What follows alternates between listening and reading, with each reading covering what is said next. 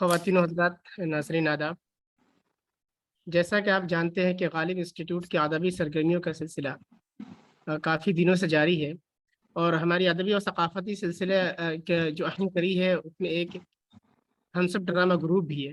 ہنسب drama group کی chairperson doctor اکشندہ جلیل صاحبہ کی زیر نگرانی یہ گروپ بہت ہی فعال اور بہت ہی اچھے ڈرامہ ملک کے مختلف حصوں میں کر چکا ہے۔ اور ابھی ہم نے کووڈ کے دوران ایک ملاقات ایک فنکار سے شروع کیا تھا آن لائن، جس میں کافی پذیرائی حاصل ہوئی۔ وہ سلسلہ ہمارا کمپلیٹ ہونے کے بعد ایک دوسری سیریز ہم نے شروع کی تھی جو کہ داستان گوئی کا سلسلہ تھا۔ ناظرین، وہ بھی بہت اچھے سے کامیاب رہا۔ اب اس کے بعد ایک بہت ہی قرۃ العین حیدر کی بہت ہی مشہور ناول آخری شب کے ہم سفر کے عنوان سے ہم ایک نیا سلسلہ شروع کیے جو کہ قصہ خوانی، محفل قصہ خوانی۔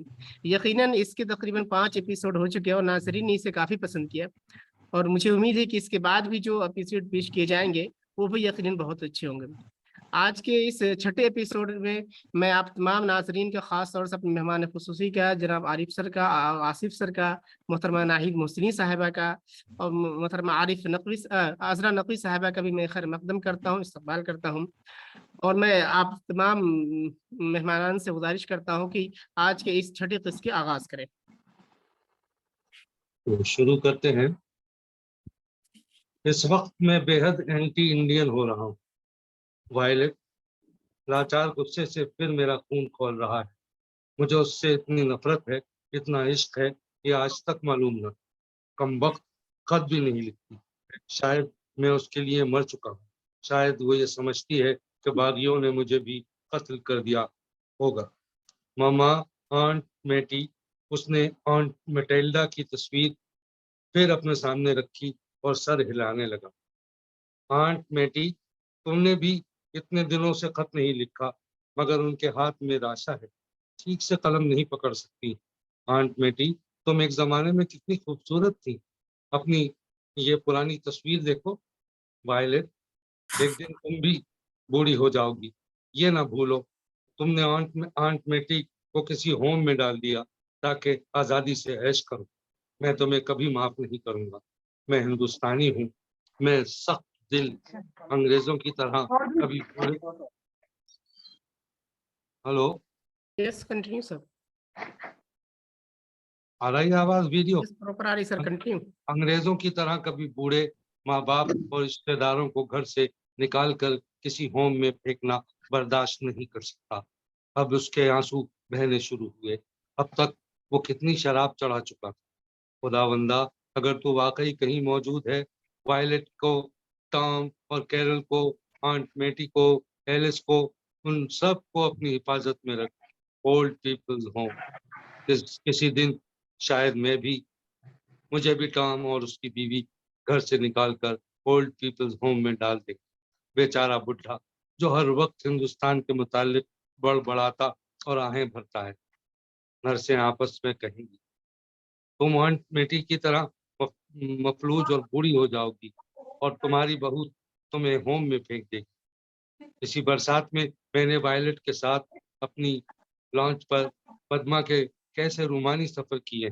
اسٹیمر پر ہم نے ہنی مون کے لیے سندر بن گئے تھے۔ اسٹیمر کا کیا نام تھا؟ کنگ فشر۔ آج ہماری شادی کو پورے 11 سال ہو گئے۔ یارک شائر کی تازہ والد لڑکی شروع میں کیسی حیرت سے یہاں کی ہر چیز کو دیکھتی تھی۔ سن 31 ہماری شادی کا پہلا سال، 12 سال میں، جہاں میں نے دنیش چندر سرکار کو پکڑوایا۔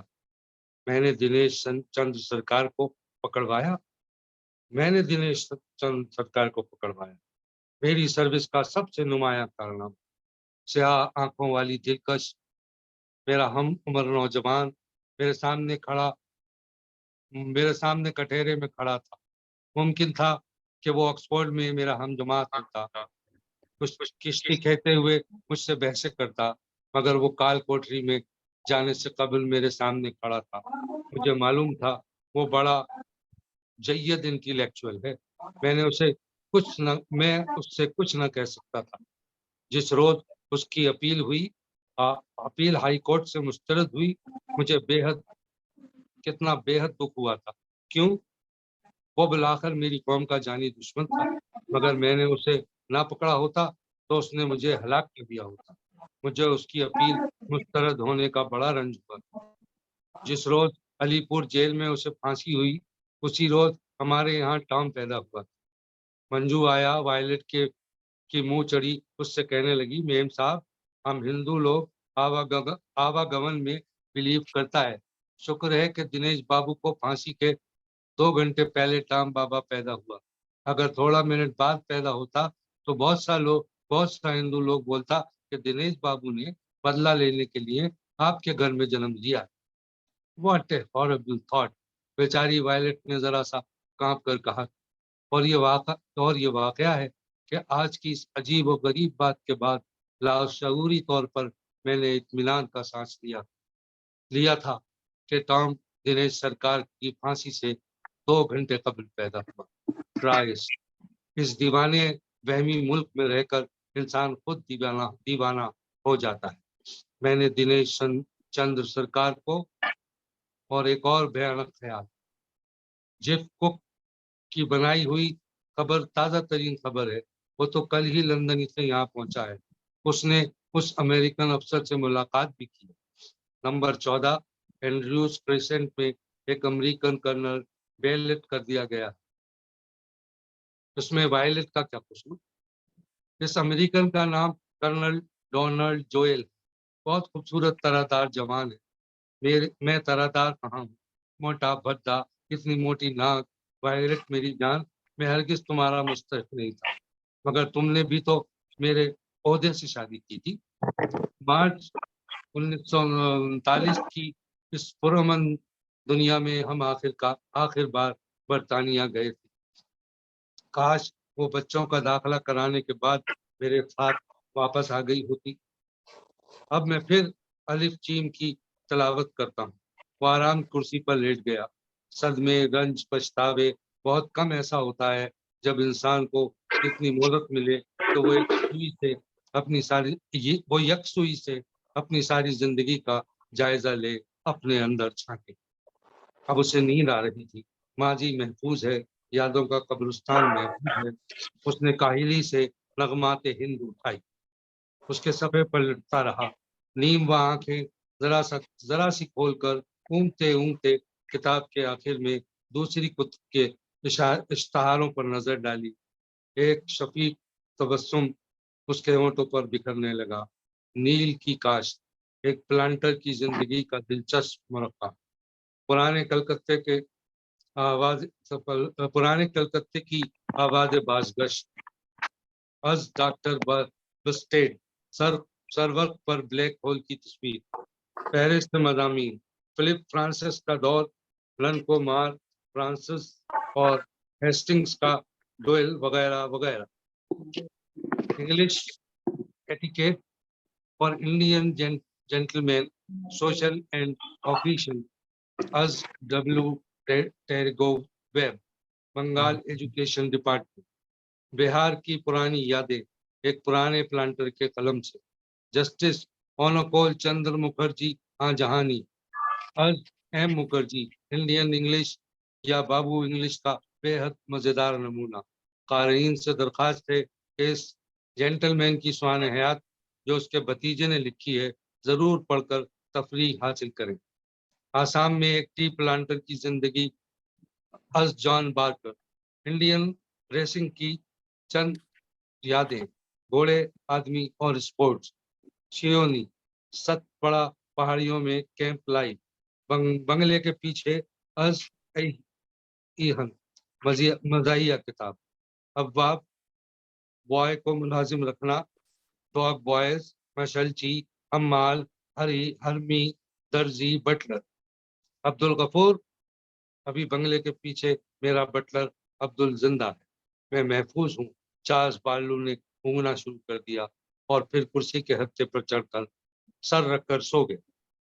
کاسی بوسیدہ چھتری لگائے، بارش میں بھیگتے، حواس باغ تھا۔ ریورنڈ بنرجی دور پھاٹک میں داخل ہو رہے تھے۔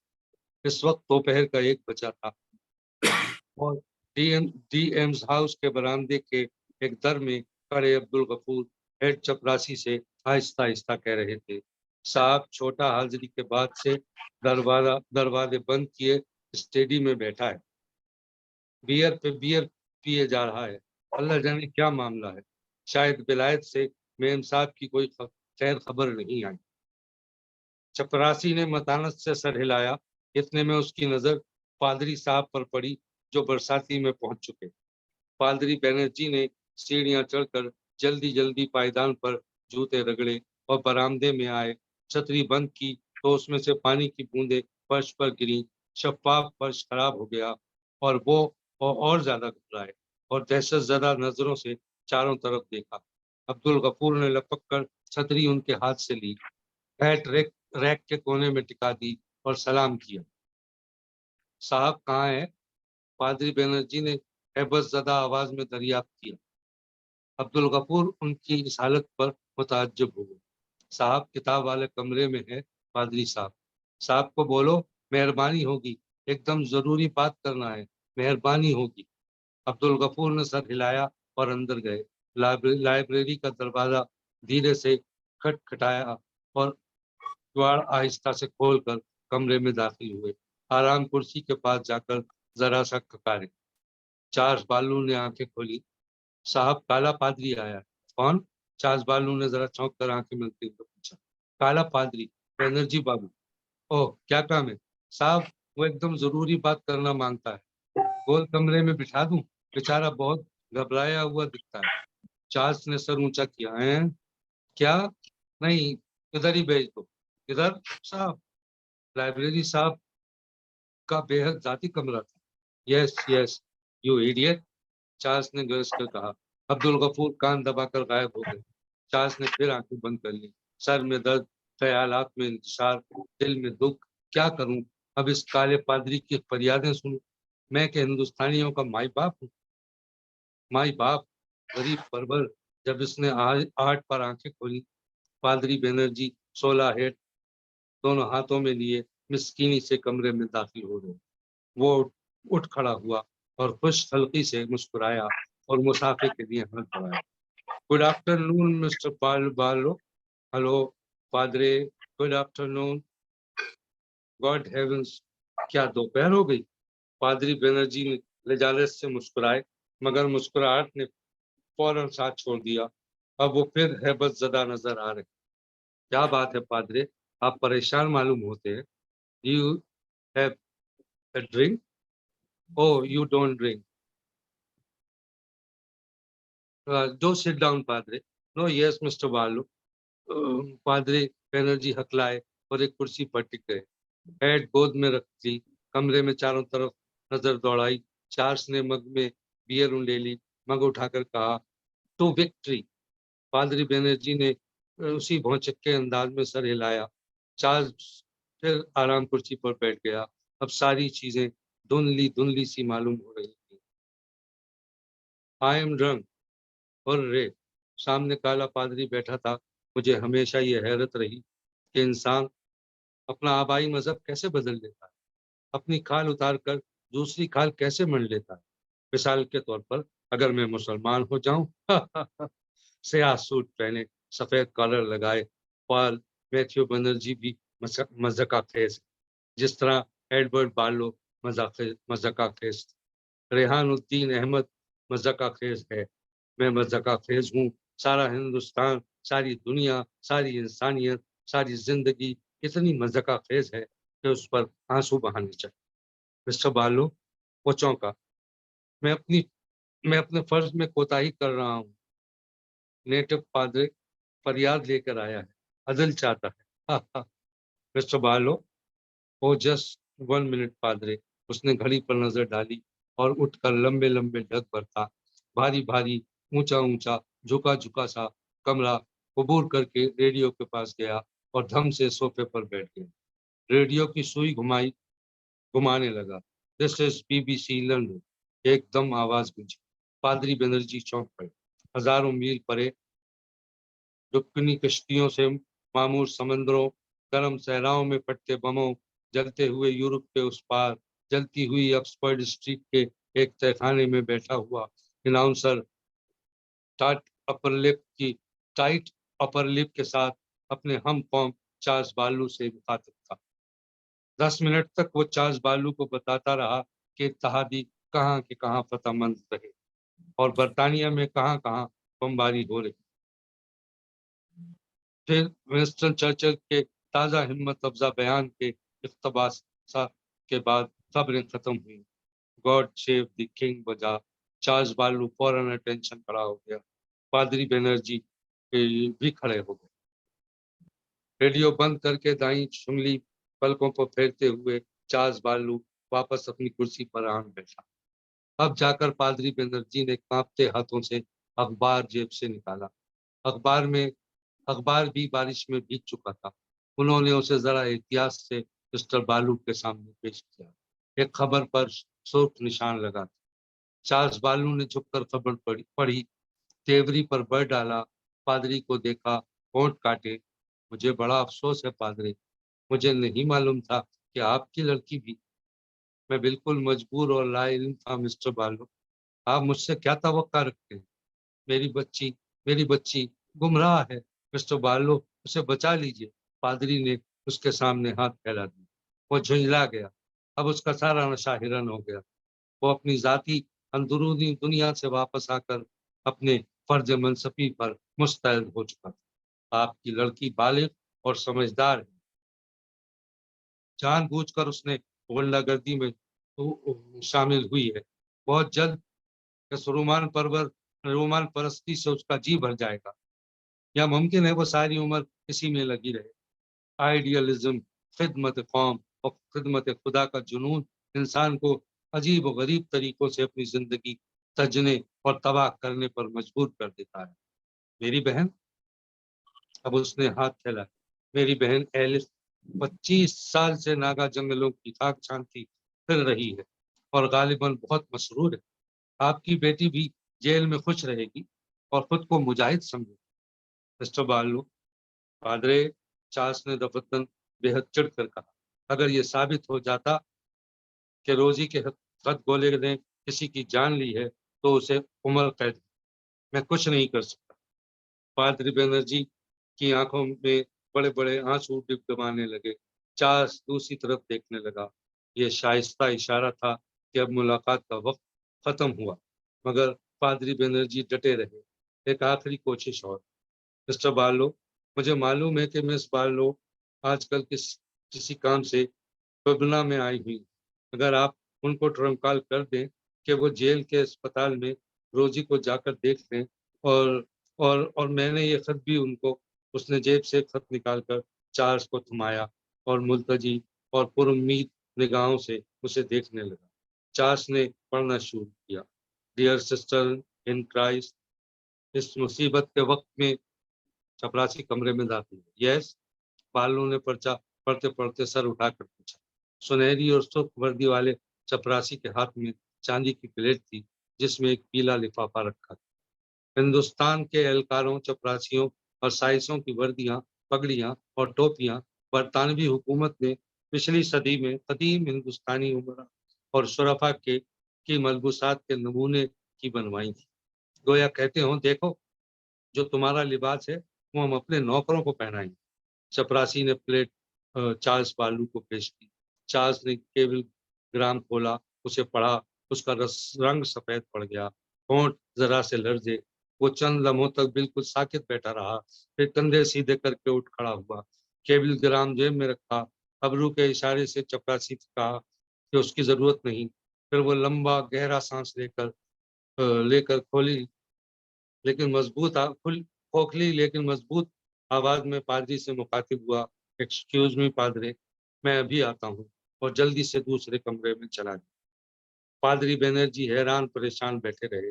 مس ایلس بالو کے نام خط قالین پر گرا پڑا تھا، اسے اٹھا کر دوبارہ جیب میں رکھا اور صبر سے چپ کے بیٹھ گئے۔ 15 منٹ، آدھا گھنٹہ، 45 منٹ، 1 گھنٹہ، پورا 1 گھنٹہ گزر گیا۔ تب پادری بینرجی لائبریری سے باہر نکلے۔ کوٹھی پر ایک دم ہو کا عالم طاری تھا۔ وہ سیڑھیاں اتر کر شاگرد پیشے کی طرف روانہ ہو گئے، جس کے نزدیک سارے ملازم ایک ہجوم کی صورت میں جمع آپس میں کسر پسر کر رہے۔ عبدالغفور ان کی طرف آئے۔ کیا بات ہے عبدال صاحب؟ غفور نے دھیر سے کہا۔ ان کو ساتھ لے کر باغ کی رفش پر آ گئے۔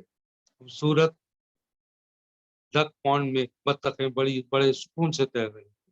دور مرغی خانے میں ایک مرغی کٹائے جا رہی تھی۔ باورچی خانے کی چمنی میں سے دھواں اٹھ رہا تھا۔ صاحب، عبدالغفور نے کہا، میم صاحب گزر گئے۔ گاڈ ہیو مرسی۔ کیسے عبدل؟ صاحب بیڈ روم میں بت بنا بیٹھا ہے، ابھی اس نے مجھے آواز دی، میں اندر گیا تو آہستہ سے بولا، عبدل ہمارا میم صاحب گزر گیا، ولایت سے تار آیا ہے، جرمن والا بم گرا رہا تھا، راکٹ بولتے ہیں، کیا بولتے ہیں؟ B2 rocket. جی پادری صاحب، وہ بدھ کی رات کو صاحب کے مکان پر گرا، مکان جل کر راکھ ہو گیا، میم صاحب اندر سو رہی تھی، وہ بھی۔ مگر ادھر تو عبدل ایئر ریٹ کا بھونپو بچتا ہے، سب لوگ تہ خانوں میں چلا جاتا ہے۔ معلوم نہیں، صاحب نے اتنا ہی بولا، اور بولا کہ بابا لوگ لندن سے باہر اسکول کے بورڈنگ میں ہیں، اس وجہ سے وہ بچ گیا، اور میٹی مس صاحب بھی بچ گئی، اس کو میم صاحب نے بڈھا لوگوں کے ہوم میں ڈال دیا۔ شکر ہے، صاحب نے بولا ہے پادری صاحب سے کہو ہمیں بھی آتے۔ اچھا، تھینک یو عبدل۔ عبدالغفور واپس چلے گئے۔ پادری بینرجی واپس آ کر لائبریری کے سامنے والے برآمدے میں ٹہلنے لگے۔ بوٹ کی چاپ سنائی دی۔ چارلس بارلو برآمدے میں نمودار ہوا۔ پادری بینرجی کی طرف بڑھے۔ مسٹر بارلو، پادرے، بدھ کی رات کو مسز بارلو کا ایئر ریڈ میں انتقال ہو، اس کی مرضی پوری ہوئی، آئیے بیٹھیے۔ اس نے پھولدار گدیلوں والی بیت کی ایک کرسی کی طرف اشارہ کیا اور خود دوسری کرسی پر بیٹھ گیا۔ چند منٹ خاموشی رہی۔ باغ میں چڑیاں چہچہا رہی تھی۔ فطرت کسی بے نیازی سے زندہ رہتی ہے۔ غم نہ کیجیے مسٹر بارلو، مسز بارلو کی ایک بہت بہتر جگہ چلی گئی۔ بہتر جگہ؟ آپ کو کیسے معلوم؟ اس وثوق سے کس طرح کہتے ہیں؟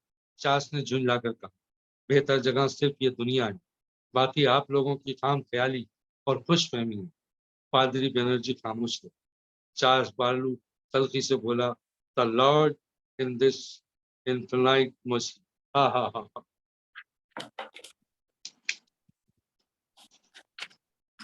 پادری بینرجی نے آہستہ سے کہا، خدا واقعی بڑا رحیم و کریم ہے میرے بیٹے۔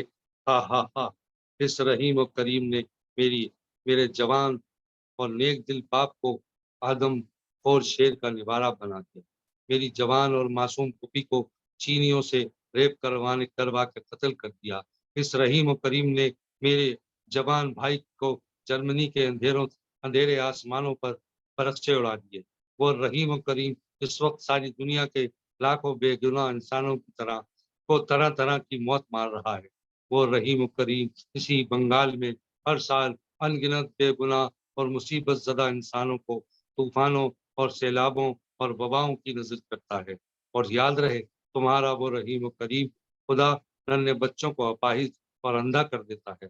وہ ایک دم چپ ہو گیا۔ سوری پادری۔ پادری بینرجی ذاتی کرائسس کے موقع پر اسرار ربانی سے لا علم فانی انسان کے منہ سے اس قسم کے کلمات کفر سننے کے عادی تھے۔ انہوں نے جیب سے بائبل نکالی اور 23واں لہن پڑھنا شروع کیا کہ 23واں لہن جادو کا اثر رکھتا ہے۔ خدا بندہ، خدا میرا گدریا ہے، مجھے کوئی ڈر نہیں، وہ مجھے ہری چراگاہوں میں آرام کرواتا ہے، وہ مجھے خاموش پانیوں کے کنارے لے جاتا ہے۔ پادری بینرجی نے کتاب گود میں رکھی اور پڑھنا شروع کیا، اور میں موت کے سائے کی وادی میں چل رہا ہوں، لیکن اس کے ساتھ ساتھ لہن کی تلاوت کر کے بجائے چارلس تیوری پر بیٹھ ڈالے سر ہلائے جا رہا تھا، اور اس کا ذہن کہیں اور تھا۔ پادری بینرجی نے لہن ختم کر کے بائبل کی ورق گردانی شروع کی تاکہ کوئی اور سکون بخش حصہ پڑھ کر سنائے، مگر عجیب بات تھی کہ ہر صفحے پر ان کی نظریں بڑی پریشان کن سطروں پر ہی جا پڑتی تھی۔ اے یعقوب، تم اپنی ان مصیبتوں پر جو آنے والی ہیں رو اور واویلا کرو، تمہارا مال بگڑ گیا، تمہاری پوشاکوں کو کیڑا کھا گیا، دیکھو جن مزدوروں نے تمہارے کھیت کاٹے ان کی وہ مزدوری جو تم نے دغا کر کے ضبط کر لی تھی چلاتی ہے، اور فصل کاٹنے والوں کی فریاد रब्बुल अफवाज के कानों तक पहुंच गई। देखो मुंसिफ दरवाजे पर खड़ा है। पादरी बनर्जी ने गर्दन आगे बढ़ाकर वर्क पलटे। यूहन्ना का मुकाशफा। खुदा का बेटा जिसकी आंखें आग के शोले की मानिंद और पांव खालिश पीतल की मानिंद है, फरमाता है कि तेरे कामों और मेहनत और ईमान और खिदमत और सब्र को तो जानता हूँ, और ये भी, और आगे, और जब उसने छठी मोहर खोली तो मैंने देखा कि सूरज कंबल की मानिंद काला और सारा चांद खून हो गया और सारे सितारे इंजीर के दरख्तों के कच्चे फलों की तरह गिर पड़े। आसमान इस तरह सरक गया जिस तरह मकतूब पलटने से सरक जाता है। फिर आसमानों पर लड़ाई हुई, और फिर मैंने शीशे का सा एक समंदर देखा जिसमें आग मिली। शहर बाबुल पर गिर पड़ा। जमीन के बादशाह जब उसके जलने का धुआं देखेंगे तो उसके लिए रोएंगे, और दुनिया के सौदागर उसके लिए मातम करेंगे, और सब नाखुदा और मुसाफिर और मल्ला दूर खड़े अपने सरों पर खाक डालेंगे कि अफसोस अफसोस वो बड़ा शहर जिसकी दौलत से समंदर के जहाज वाले दौलतमंद हुए। फिर मैंने आसमान को खुला हुआ देखा, और क्या देखता हूँ कि एक सफेद घोड़ा है और उस पर एक सवार है। वो खून आलूद पोशाक पहने हैं, और कौमों के मारने के लिए उसके मुंह से एक तेज तलवार निकलती है। और फिर मैंने एक फरिश्ते को आफताब पर खड़ा देखा, और उसने बड़ी आवाज में चिल्लाकर आसमान में उड़ने वाले सब परिंदों से कहा, और खुदा की बड़ी जियाफत में शरीक होने के लिए जमा हो जाओ, ताकि तुम बादशाहों का गोश्त और फौजी सरदारों का गोश्त और घोड़ों और उनके सवारों का गोश्त खाओ। फिर मैंने एक नए आसमान और नई जमीन को देखा, क्योंकि पहला आसमान और पहली जमीन जाती रही थी, और समंदर भी नहीं रहा था, और रूह और दुल्हन कहीं आ, और सुनने वाला भी कहे आ, और जो पैसा वो आए, और आबे हयात। पादरी बनर्जी ने गहरा सांस लेकर नया अहदनामा बंद कर दिया और सोच में डूब गए। तब सास की भारी आवाज ने उन्हें चौंकाया। पादरे, मुझे अय्यूब की गिरफ्तारी सुनाओ। बहुत अच्छा, और आप भी सब्र अय्यूब से सबक लीजिए मिस्टर बार्लो। सबक बाद में लूंगा, तो मुझे पहले इस अबरानी बुड्ढे की गिरफ्तारी। खामोश मिस्टर बार्लो, पादरे ने दफतन डांट कर कहा। बहुत बेअदबी कर ली, खामोश। सॉरी पादरी। पादरी ने दोबारा ऐनक का केस खोला, ऐनक तब्दील की, और जेब से मदारी की तरह पुराना अहदनामा निकाला। जस्ता जस्ता पढ़कर सुनाऊंगा, बहुत तवील बात। और फिर अयूब राख में बैठ गया, और उसके 3 दोस्त पुरसे को आए, और उन्होंने खाक सरों पर डाली और उसके साथ जमीन पर बैठे रहे। 7 दिन और 7 रात जमीन पर बैठे रहे। और अयूब ने कहा, लानत हो उस दिन पर जब मैं पैदा हुआ था। मेरे जिस्म पर कीड़े रेंग रहे हैं। मेरी खाल उखड़ गई। मेरा मेरे मेरे दिन जुलाई की तकलियों की मानिंद तेज रफ्तार हैं। मेरी जिंदगी हवा बन गई। खुदा बेगुनाहों के मसाइब पर हंसता है। उसने जमीन को जालिमों के हवाले कर दिया, मुनसिफों के चेहरे छुपा दिए। मेरी जिंदगी तेज रफ्तार जहाज की मानिंद गुजर रही है। मुझे अपने गमों से डर लगता है। मैं खुदा से कहूंगा कि तुझे जेब देता है खुदा बंदा, कि अपने बंदे से मुतनफ्फिर हो और जालिमों का साथ दे। क्या तू भी इंसान है? डाकू ऐश कर रहे हैं और खुदा उनको बढ़ावा देता है। वो कौमों को तरक्की देता है और तबाह करता है और फिर तरक्की देता है। मेरी आंखों ने ये सब देख लिया, कानों ने सुना और अक्ल ने समझा, और अब मैं खुदा से जरा मंतकी जिरा करना चाहता। इब्न हव्वा की मुख्तसर जिंदगी उल्फतों से पुर है, और फूल की तरह खुलता है और कट कर गिर जाता है, खिलता है और कट कर गिर जाता है, साए की तरह गायब हो जाता है। पानी की खुशबू कटे दरख्त को असर नो जिंदगी बख्शती है, मगर इब्न आदम एक मर्तबा लेट जाए तो फिर नहीं उठता। है कि तू जब तक तेरा तेश जायल न हो मुझे कब्र में छुपाएगा।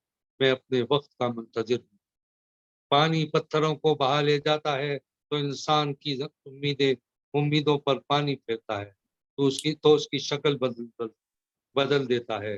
تو نے مجھے ہلکان پاش پاش کر دیا، میرے چہرے پر جھریاں ڈال دی، مجھے جابروں کے حوالے کر دیا، میری باغیں توڑ ڈالی، میرا چہرہ روتے روتے بد حیرت ہو چکا ہے، میری پلکوں پر موت کا سایہ لرزاں ہے۔ اے زمین میرا خون نہ چھپا، میری سنوائی نہ کر، میری قبر میرے لیے تیار ہے، میری قبریں میرے لیے تیار ہیں، میری آنکھیں وفور غم سے دھندلا گئیں، مجھے تم سب میں ایک دانش مند نظر نہیں آتا، میرے مقاصد کا خاتمہ ہوا، میرے خیالات تک ٹوٹ کر بکھر گئے، قبر میرا مکان ہے، میں نے اپنا بستر اندھیرے میں بچھایا ہے، میں نے جسم کی گلن سے کہا تم میرے باپ ہو، کیڑے سے کہا تم میری ماں اور بہنیں، جانو کہ خدا نے مجھے اپنے جال میں گرفتار کیا، میری راہ میں روڑے اٹکائے اور اندھیرا پھیلایا، اس کے لشکر نے میرے محبت کو گھیر لیا، میرے بھائی اور میرے عزیز اور میرے دوست مجھے بھول گئے، میں اپنی بیوی کے لیے اجنبی ہوں، دوستوں مجھ پر ترس کھاؤ کہ اس قہار اور جبار کے ہاتھ نے مجھے چھو لیا، میں غموں کا شاکی نہیں لیکن اشقیا بربت اور غنون بجاتے ہیں، جبکہ میں آگے بڑھتا ہوں تو مجھے خدا نہیں ملتا، پیچھے دیکھتا ہوں تو بھی نظر نہیں آتا، میں اس حاضر و نازل کی موجودگی سے مضطرب ہوں، مجھے اس سے ڈر لگ رہا ہے، اس نے میرا دل گداز کر اہل سربت اور حاجت مندوں کو اپنے راستے سے اہل سربت حاجت مندوں کو اپنے راستے سے ہٹا دیتے ہیں، مفلس سردی میں ٹھٹرتے ہیں، کوہستانی بارش میں کانپ رہے ہیں، چٹانوں میں پناہ گزین ہیں، عمرہ ان بھوکوں کا اناج چھینتے ہیں جنہوں نے ان کے لیے پہلو چلائے، جو ان کے لیے شراب کشید کر کے خود پیاسے رہتے ہیں، جو شہر پناہ سے باہر کراتے ہیں، میں نے خیر کی آرزو کی اور مجھے شرم ہوئی، روشنی کا منتظر رہا اور تاریکی ملی، مجھے وہ رب کریم میرے شامل حال تھا، جب وہ رب کریم میرے شامل حال تھا، میری اولاد میرے ساتھ تھی، جب میں اپنی سیڑھیاں مکھن سے دھوتا تھا، میں شہر میں نکلتا تھا تو جوان مجھے دیکھ کر چھپ جاتے، مجھے بوڑھے تعظیماً اٹھ کھڑے ہوتے، شہزادے بات کرتے کرتے خاموش ہو جاتے کیونکہ ان غربا کا حامی و نگہبان تھا، میری جڑیں ندی کنارے پھیلی تھیں، میری شاخ پر شبنم گرتی، میری عظمت و شوکت تر و تازہ تھی، لیکن اب نوجوان جن کے باپوں کو میں نے اپنے گلے کے کتوں کے ساتھ بھی نہ بٹھاتا میری تصحیق کرتے ہیں اور آندھی کی مانند مجھ پر حملہ آور ہوتے ہیں، اور تب میں نے اٹھ کر مجمع سے کہا میں اژدہے کا بھائی اور بوم کا ساتھی ہوں، میری کھال جل گئی، میرا بربت رو رہا ہے، کیا خدا میری حالت نہیں دیکھتا؟ کاش وہ میری فریاد سنے، کاش میرے دشمن ایک کتاب لکھیں جسے میں اپنے کاندھوں پر رکھوں اور تاج کی طرح پہنوں، اگر میری زمین میری وجہ سے نالا کنا ہے تو کاش گیہوں کے بجائے گوکھرو اور جو کے بجائے گھاس پھوس ان پر اگے۔ ایوب کے الفاظ ختم، تب بگولے میں سے خدا بند عالم نے ایوب کو جواب دیا، پادری نے بائبل بند کر چارلس کرسی کی پشت سے سر ٹکائے آنکھیں بند کیے بیٹھا تھا، اس نے چونک کر پادری کو دیکھا۔ ان تینوں دانشمند دوستوں کے نام کیا تھے جو ایوب کو سمجھانے آئے تھے؟ ایلیہو، بلداد اور ایلیفاز، پادری نے جواب دیا۔ ایلیہو، بلداد اور ایلیفاز، چارلس نے ذرا اکتائی ہوئی آواز میں دہرایا، پھر آنکھیں بند کر لی، اس کا ذہن کہیں اور بھٹک رہا تھا کیونکہ وہ بہت دیر سے سوچ رہا تھا کرنل جوئل جو مکان میں مقیم تھا وہ بھی اسی رات ان شعلوں میں بھسم ہوا، تم بھی اس کے ساتھ جل کر کوئلہ ہوئی۔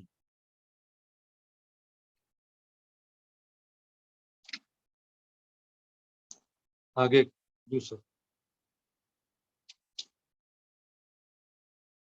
کس کا ہے؟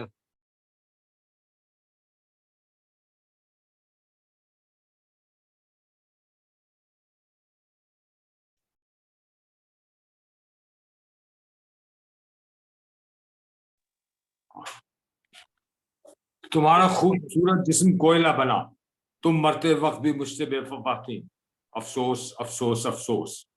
اس نے میز پر سے نیا عہد نامہ اٹھایا اور صفحے الٹنے لگا، اسے بھی یوحنا کے मुकाशफे ने मुतवज्जा किया और सबसे पहले उसकी नजर पड़ी।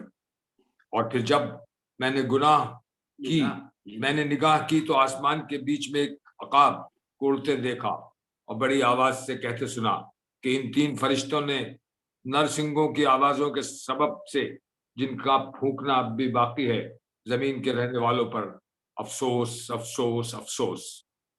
और इन 7 फरिश्तों में से जिनके पास 7 प्याले थे, एक ने मुझसे कहा, मैं तुझे इस बड़ी कसबी की सजा दिखाऊं जो बहुत से पानियों पर बैठी है। चार्ल्स बार्लो ने जोर से किताब बंद कर ली। ये सुतूर बाबुल के मुतालिक हैं, लंदन वायलेट बार्लो मरहुमा के मुतालिक भी नहीं। बाबुल बाबुल बाबुल। अब मैं बीमार पड़ जाऊंगा, अब मुझे हाजिरी खाना चाहिए। अब मुझे कावेरी के किनारे उजाड़ बंगला, पद्मा के किनारे उजाड़ बंगला, उजाड़ अब्दुल। उसने जोर से आवाज दी, अब्दुल। अब्दुल गफूर अचानक सामने आया। आन मौजूद हुए। वो बेहद मलूल और परेशान नजर आ रहे थे। साहब चलकर थोड़ा सा हाजिरी खा लीजिए, अब 3 बज रहे हैं। चार्ल्स बार्लो ने इंतहाई मशकूर निगाहों से ओल्ड अब्दुल को देखा। अच्छा, थैंक यू अब्दुल। पादरे, मेरे साथ लंच खा कर जाओ। Thank you mister Barlow. वो दोनों खाने की मेज पर गए। मेज पर बैठकर पादरी ने ग्रेस पढ़ी। सूप के बाद अब्दुल गफूर ने बाकी कोर्स खामोशी से सर्व किए। इसी खामोशी से खाना खत्म करके चार्ल्स और पादरी बाहर निकले।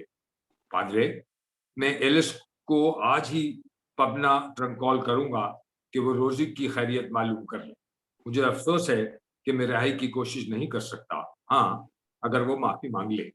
वो माफी नहीं मांगेगी तो फिर मैं भी कुछ नहीं कर सकता पादरे। चार्ल्स ने पादरी के कंधे पर हाथ रखकर कहा, खुदा हाफिज पादरे, खुदा हाफिज, God bless you mister Barlow. Charles Barlow अंदर चला गया। पादरी बनर्जी ने हैट रैक में से छड़ी उठाई। अब उनके कदम मन मन भर के हो चुके थे। अब उनको मालूम था कि रोजी की किस्मत बहुत तवील कैद है, उम्र कैद। वो सर झुकाए जू की चाल चलते बरसाती से बाहर निकले और फाटक तक इस तरह पहुंचे जैसे किसी जनाजे के साथ जा रहे। फाटक पर खड़े होकर उन्होंने आसमान को देखा, फिर सोचा अब किधर जाऊं। बारिश बहुत देर से थमी हुई थी। वो फाटक से बाहर आकर एक तरफ को चंद कदम चले, फिर तजब्जुब के आलम में छिटक गए, फिर चलने लगे। नवाब कमरुज़्ज़मा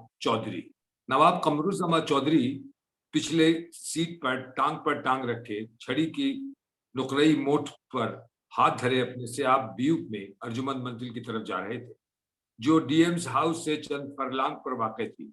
वो अपने घर के करीब पहुंच चुके थे जब उनको पादरी बनर्जी कछुए की चाल चलते मुंह उठाए एक तरफ को जाते नजर आए। उनके चेहरे की हालत देखकर नवाब साहब का दिल दहल गया। उन्होंने मोटर रुकवाई और उतरकर पादरी के पास पहुंचे। पादरी ने उनको देखा और यकलख्त इत्मीनान की सांस ली। नवाब कमरुज़्ज़मा इस वक्त डूबते को तिनके का सहारा मालूम हो रहे थे, या फरिश्ता रहमत। नवाब साहब ने खामोशी से उनको अपने बराबर कार में बिठाया। वो सुबह का अखबार पढ़ चुके थे। अर्जुमंद मंजिल पहुंचकर वो बरामदे में पड़े सोफे पर बैठ गए।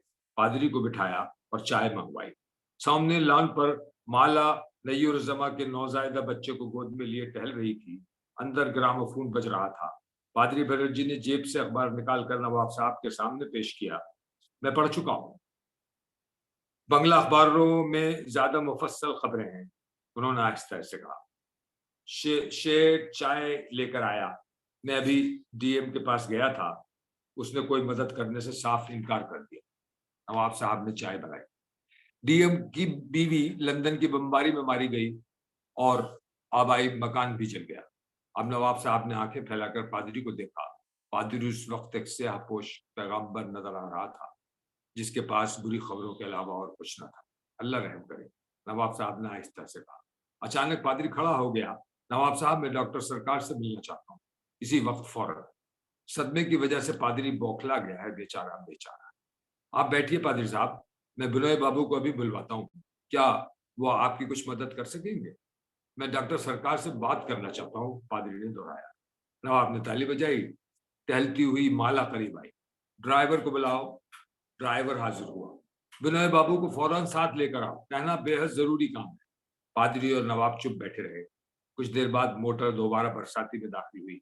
चादर लपेटे बिनोय बाबू विकार से सीढ़ियां चढ़ते। नवाब ने उठकर उनका इस्तकबाल किया और करीब आकर कुर्सी पर बिठाया, करीब की कुर्सी पर बिठाया। बिनोय बाबू ने पादरी को नमस्कार किया और नवाब से पूछा, मैं अभी अभी फरीदपुर से वापस आया हूँ, नहाकर सफर के कपड़े भी न बदले, क्या बात है? खैरियत? खैरियत, पादरी एकदम बरस पड़ा। मैं आपको बताना चाहता हूँ, ये सब आपकी लड़की की वजह से हुआ, सब कुछ। बिनोय बाबू ने हैरत से पहले पादरी को देखा और फिर नवाब साहब। तुम्हें नहीं मालूम बिनोय? नवाब ने आहिस्ते से कहा, रोजी कल सुबह अशरडी की बगावत में पुलिस चौकी पर हमला करती हुई कैद कर ली गई। पुलिस फायरिंग से कई हमलावर मारे गए। रोजी के सख्त जख्मी होने की इत्तला खबर में शामिल है। ये कल रात की खबर है। ये शायद कल सुबह के अखबारों से मालूम होगा कि उसका क्या हाल है और किस जेल में भेजा गया है। जख्मी कैदियों को तो शायद जेल के अस्पताल में रखा जाता है। अंदर किसी कमरे से नय्युरुज़्ज़मा ग्रामोफोन बजा रहा था। कमरे में नय्युरुज़्ज़मा ग्रामोफोन बजा रहे थे। अचानक नजरुल का रिकॉर्ड बजना शुरू हुआ।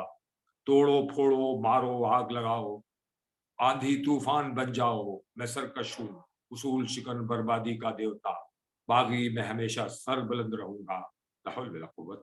स्टॉप इट, नवाब ने बेहद आजुर्दगी के साथ जोर से आवाज दी। गीत खत्म हो गया। पादरी ने सर उठाकर बिनोय बाबू पर नजर डाली। इतनी देर में शायद वो अपने गुस्से पर काबू पा चुके थे। उन्होंने सपाट आवाज में कहा, बिनोय बाबू, मेरी फरमाबरदार बच्ची को दीपाली ने इस रास्ते पर लगाया, इसे दीपाली की सोहबत में बर्बाद किया है। बस मैं आपसे इतना ही कहना चाहता हूँ, और ये भी कि बाप की हैसियत से आपका फर्ज था कि आप दीपाली को गुंडों की संगत से दूर रखें। मैंने अपनी भरपूर कोशिश की अपनी बच्ची को बचाने की, मगर उसके दिमाग में जहर बहुत अच्छी तरह भरा जा चुका था। आप लोग सब गालिबन मुझे एक रजत पसंद मुसलमान जमींदार समझते हैं, मगर लड़कियों की आजादी के यही सब नताइज हैं। इसी वजह से मैंने अपनी लड़कियों को इजाजत नहीं दी कि घर से कदम बाहर निकाले। नवाब ने कहा, मुझे मालूम नहीं कि दीपाली किस हद तक सियासी मशाकिल में हिस्सा लेती है। उसने एक दफा मुझसे वादा कर लिया था कि वो टेररिस्ट तहरीक में शामिल ना होगी, और मैंने उसको उस कौल का एतबार किया। अलावा जी, अगर वो मुझसे छुपाकर किसी सियासी तहरीक में शामिल है, तब भी मैं कुछ नहीं कर सकता था, ना उसे मना कर सकता हूँ। हर नई नस्ल अपना रास्ता खुद बनाती है। आपने भी और मैंने भी अपने अपने तरीके से अपने लिए नए रास्ते तलाश किए थे। मनमोहन बाबू, आइए खुदा से उम्मीद करें कि रोजी खैरियत से हो। आप पर इस वक्त जो बीत रही है वो मैं समझ सकता हूँ। दिनेश भी। फिर वो चुप हो गए। मुलाजिम ने पेशवान लाकर नवाब साहब के पास रखा। पादरी ने सर उठाकर दफतन नवाब को मुखातिब किया, और आप भी, आपका अंग्रेज के चले जाने से क्या फायदा होगा? नेहरू ने दसियों बार कहा, रजवाड़े खत्म कर दिए जाएं। नवाब का गुड़गुड़ाता रहा। सियासत हद से ज्यादा गुल्लक हो गई है। अल्लाह अकबर। ये खस्ता हाल काला पादरी और ये खस्ता हाल डॉक्टर, इन दोनों को गालिबन आजादी से क्या फायदा होगा? गालिबन फायदा होगा, मगर वाकई मुझे क्या फायदा होगा? रियासत अलबत्ता चली जाएगी। मैंने इक्तसादी पहलुओं पर ज्यादा गौर नहीं किया, मगर इक्तसादी मसाइल पर गौर करके रोनू ने पहले ही काफी आफत मचा रखी है। रोनू के ख्याल से ने उन्हें यकलख बेहद मुस्तरब और मलूल कर दिया। वो पेशवा गड़गड़ाया किए। फिर उन्होंने पादरी से कहा, मनमोहन बाबू, मैं भी समझ सकता हूँ कि आपके दिल पर क्या गुजर रही है। मुझे जब अपने लाडले भांजे का ख्याल आता है तो मेरा दिल भी टुकड़े टुकड़े हो जाता है। उसने किस तरह मेरी सारी उम्मीदों को पानी फेर दिया। तुम नई नस्ल की बात करते हो बिनोय, ये बड़ी एहसान फरामोश नमक हराम नस्ल नई नस्ल है। पिछले साल तुम्हारी बच्ची मुझसे बहस करने लगी, कुर्बानी और त्याग ये और वो। मैं इस बच्ची से क्या कहता कि सियासत की कुर्बान गाह पर मैं अपनी मसरतों की कुर्बानी दे चुका हूँ। मेरे होनहार भांजे को सियासत हड़प कर गई। तुम्हारा कौन भांजा? उमर मियाँ, बिनोय बाबू ने पूछा। तुमने बिनोय बरसों मेरी मुलाकात नहीं हुई। तुम मेरे हालात से अजनबी हो चुके हो। यूं भी इस किस्से को बुलाए रखना ही मेरे लिए बेहतर है। मैं अपनी इस ट्रेजिडी और अपनी बेटी की बदकिस्मती की हर मुमकिन पर्दापोशी ही में ही आफियत समझता हूँ। रहने दो, यूं ही बात से बात निकल आई। सॉरी कोमर मियाँ, मुझे मालूम ना था। मगर अब नवाब आहिस्ता आहिस्ता पेशमान गुड़गुड़ाते और कहता रहा, मेरी आंखों का तारा, मेरी मरहुमा बहन की निशानी, मेरा लाडला, जिस पर फख्र करते करते मैं फूला न समाता था, जिसकी मैंने जिंदगी बना दी, और उसने मेरे साथ मेरे साथ क्या किया, यही मनमोहन बाबू, यही तोड़ो फोड़ो, आग लगा दो, ईंट से ईंट बजा दो। मनमोहन बाबू, आप और मैं और बिनोय, हम सब एक नाव में सवार हैं। रोनू, रोजी, दीपाली, ये सब मिलकर हमको इस चीज की सजा दे रहे हैं कि हमने उनके लिए एक महफूज दुनिया तख्लीक की थी। ये लोग इसलिए पैदा हुए हैं कि इस महफूज और मामून दुनिया के मेहमारों को नेस्तो नाबूद करते। मगर किस लिए?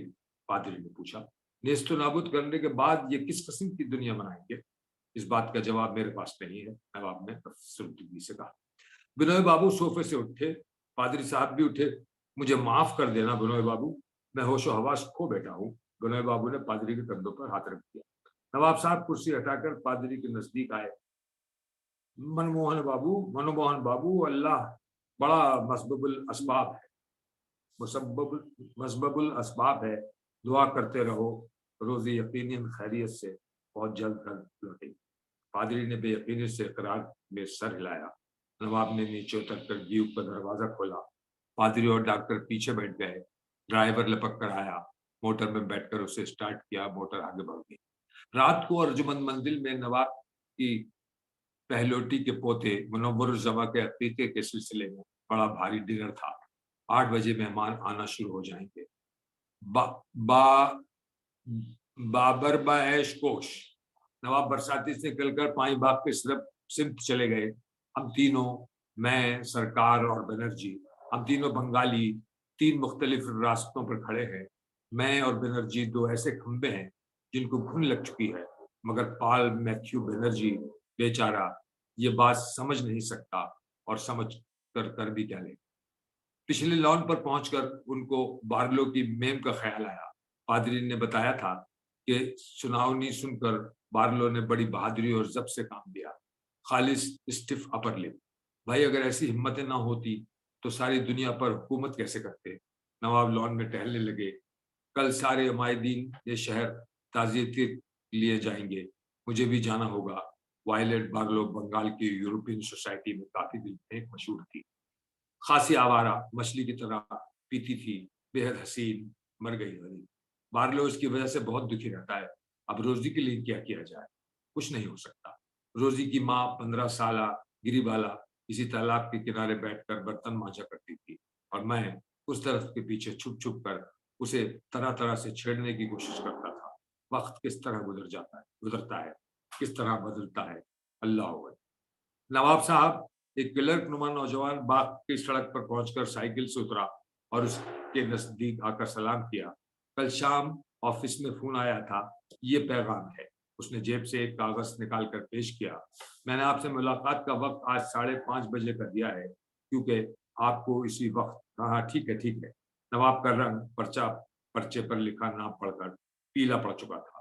तुम जाओ, अंदर जाओ, मुतल्लिका कागजात मेज पर लगा दो। फिर उन्होंने खाली खाली आवाज में कहा, बहुत अच्छा। नौजवान साइकिल संभाल कर कुतुब खाने की तरफ बढ़ गया। नवाब चंद लम्हों तक घास पर ठिठके खड़े रहे। फिर नजरें उठाकर ऊपर की मंजिल को देखा, जहां आरा के कमरे के नीले शीशों वाली खिड़की हवा के झोंके ने खट से बंद कर दी। वो इस खिड़की को चंद लहजों तक महबूब तकते रहे, फिर अपनी रिस्ट वॉच पर नजर डाली और सर झुकाया। आहिस्ता आहिस्ता कुतुब खाने की सिमत रवाना हो गए। रेहान उद्दीन अहमद।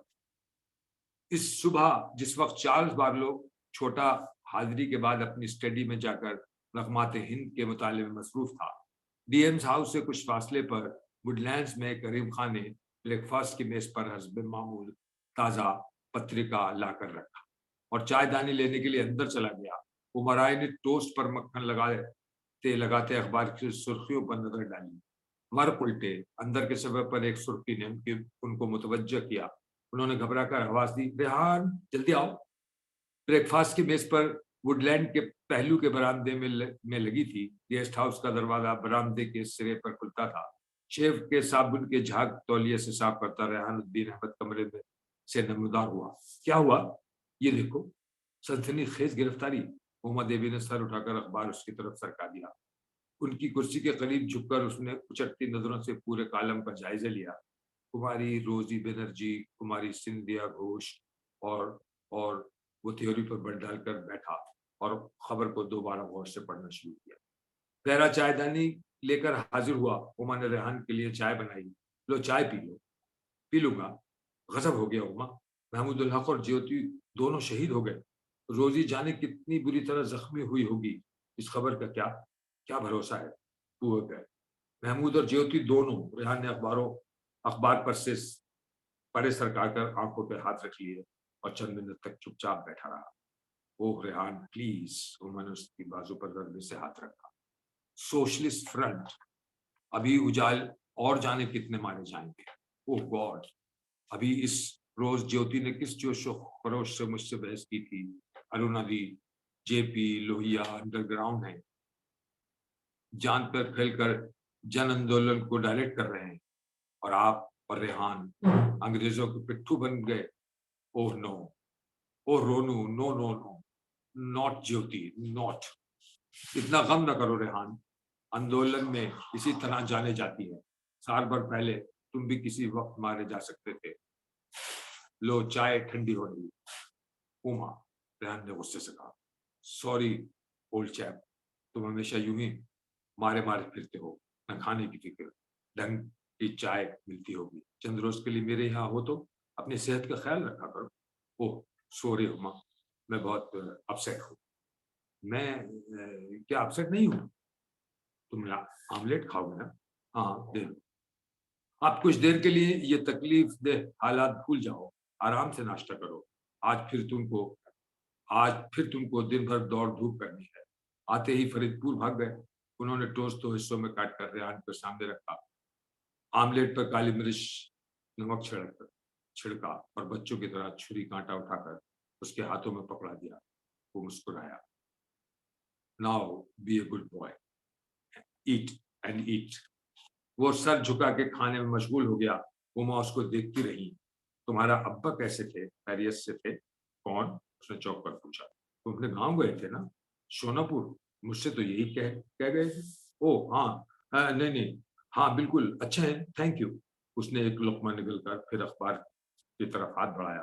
ہوما نے جھپٹ کر اخبار اٹھا لیا۔ نہیں ملے گا، finish your breakfast first. اور پھر پلیٹ پر جھک گیا۔ رات تم بہت دیر سے آئے، کیا پارٹی میں اتنی دیر لگی؟ رات کو؟ ہاں نہیں، رات میں دیپالی کے ہاں چلا گیا۔ دیپالی؟ ہاں، کیا بھول گئی اسے؟ دیپالی سرکار، مجھے نہیں معلوم تھا کہ نور الرحمان میاں کے زمانے کے بعد بھی تمہاری اس سے جان پہچان ہے۔ ایسی کوئی بات نہیں تھی جس کا تم سے ذکر کرتا۔ دراصل وہ بھی کل فرید پور سے لوٹی ہے، اسٹیمر پر اس سے اتفاقیہ ملاقات ہو گئی۔ اوہ آئی سی۔ میں نے زور سے چھری کانٹا پیٹ پر پٹکا اور غصے سے بہرے کو آواز دی، کریم خان۔ بہرا صورت سے نمودار ہوا۔ کریم خان، روز منع کرتی ہوں کہ انڈا ہاف بوائل مت کرو۔ غصے سے ایک دم ان کا چہرہ سرخ ہو چکا تھا۔ اوہ ہوما، دوسرا انڈا بنوا لو۔ ایسی بھی کیا قیامت آ گئی؟ نہیں، تم جانتے نہیں، ممی گھر پر نہ ہو تو یہ لوگ بالکل بیگار ٹالتے ہیں۔ ٹائم بہرا غائب ہو چکا۔ کم ان ہوما، کم آن ہوما، ریحان نے ہنس کر کہا۔ کوئی کانگریس سوشلسٹ سنے گا تو کہے گا کمیونسٹ لیڈر اس طرح اپنے نوکروں کو ڈانٹتے۔ وہ شٹ اپ۔ ہوما، تمہارا غصہ روز بروز بڑھتا جا رہا ہے۔ وہ آملیٹ ختم کرنے میں مصروف ہو گیا۔ سیزر سیڑھیاں پھلانگتا برآمدے میں آیا اور اپنی مالکن کے قدموں کے پاس ڈھیر ہو گیا۔ ہوما نے ناگواری سے اس پر نظر ڈالی۔ بہرے نے دوسرا انڈا لا کر ہوما کے سامنے رکھا۔ ریحان نے نظر بچا کر شرارت سے قریب کو ہاتھ ماری۔ بوڑھا بہرا خفیف سی مسکراہٹ کے ساتھ होंठ चिपका कर पीछे हटा और जाकर मेज से कुछ फासले पर अपनी ड्यूटी पर खड़ा हुआ। चंद लहजों के बाद ये जान करके उमा देवी का गुस्सा ठंडा हो गया होगा, रेहान ने कहा, उमा, मैं तुमको एक जरूरी बात बताना चाहता था। करीम खान, धोबी से पूछो मेरी साड़ियां इस्त्री कर दी। करीम खान इशारा समझकर गायब हो।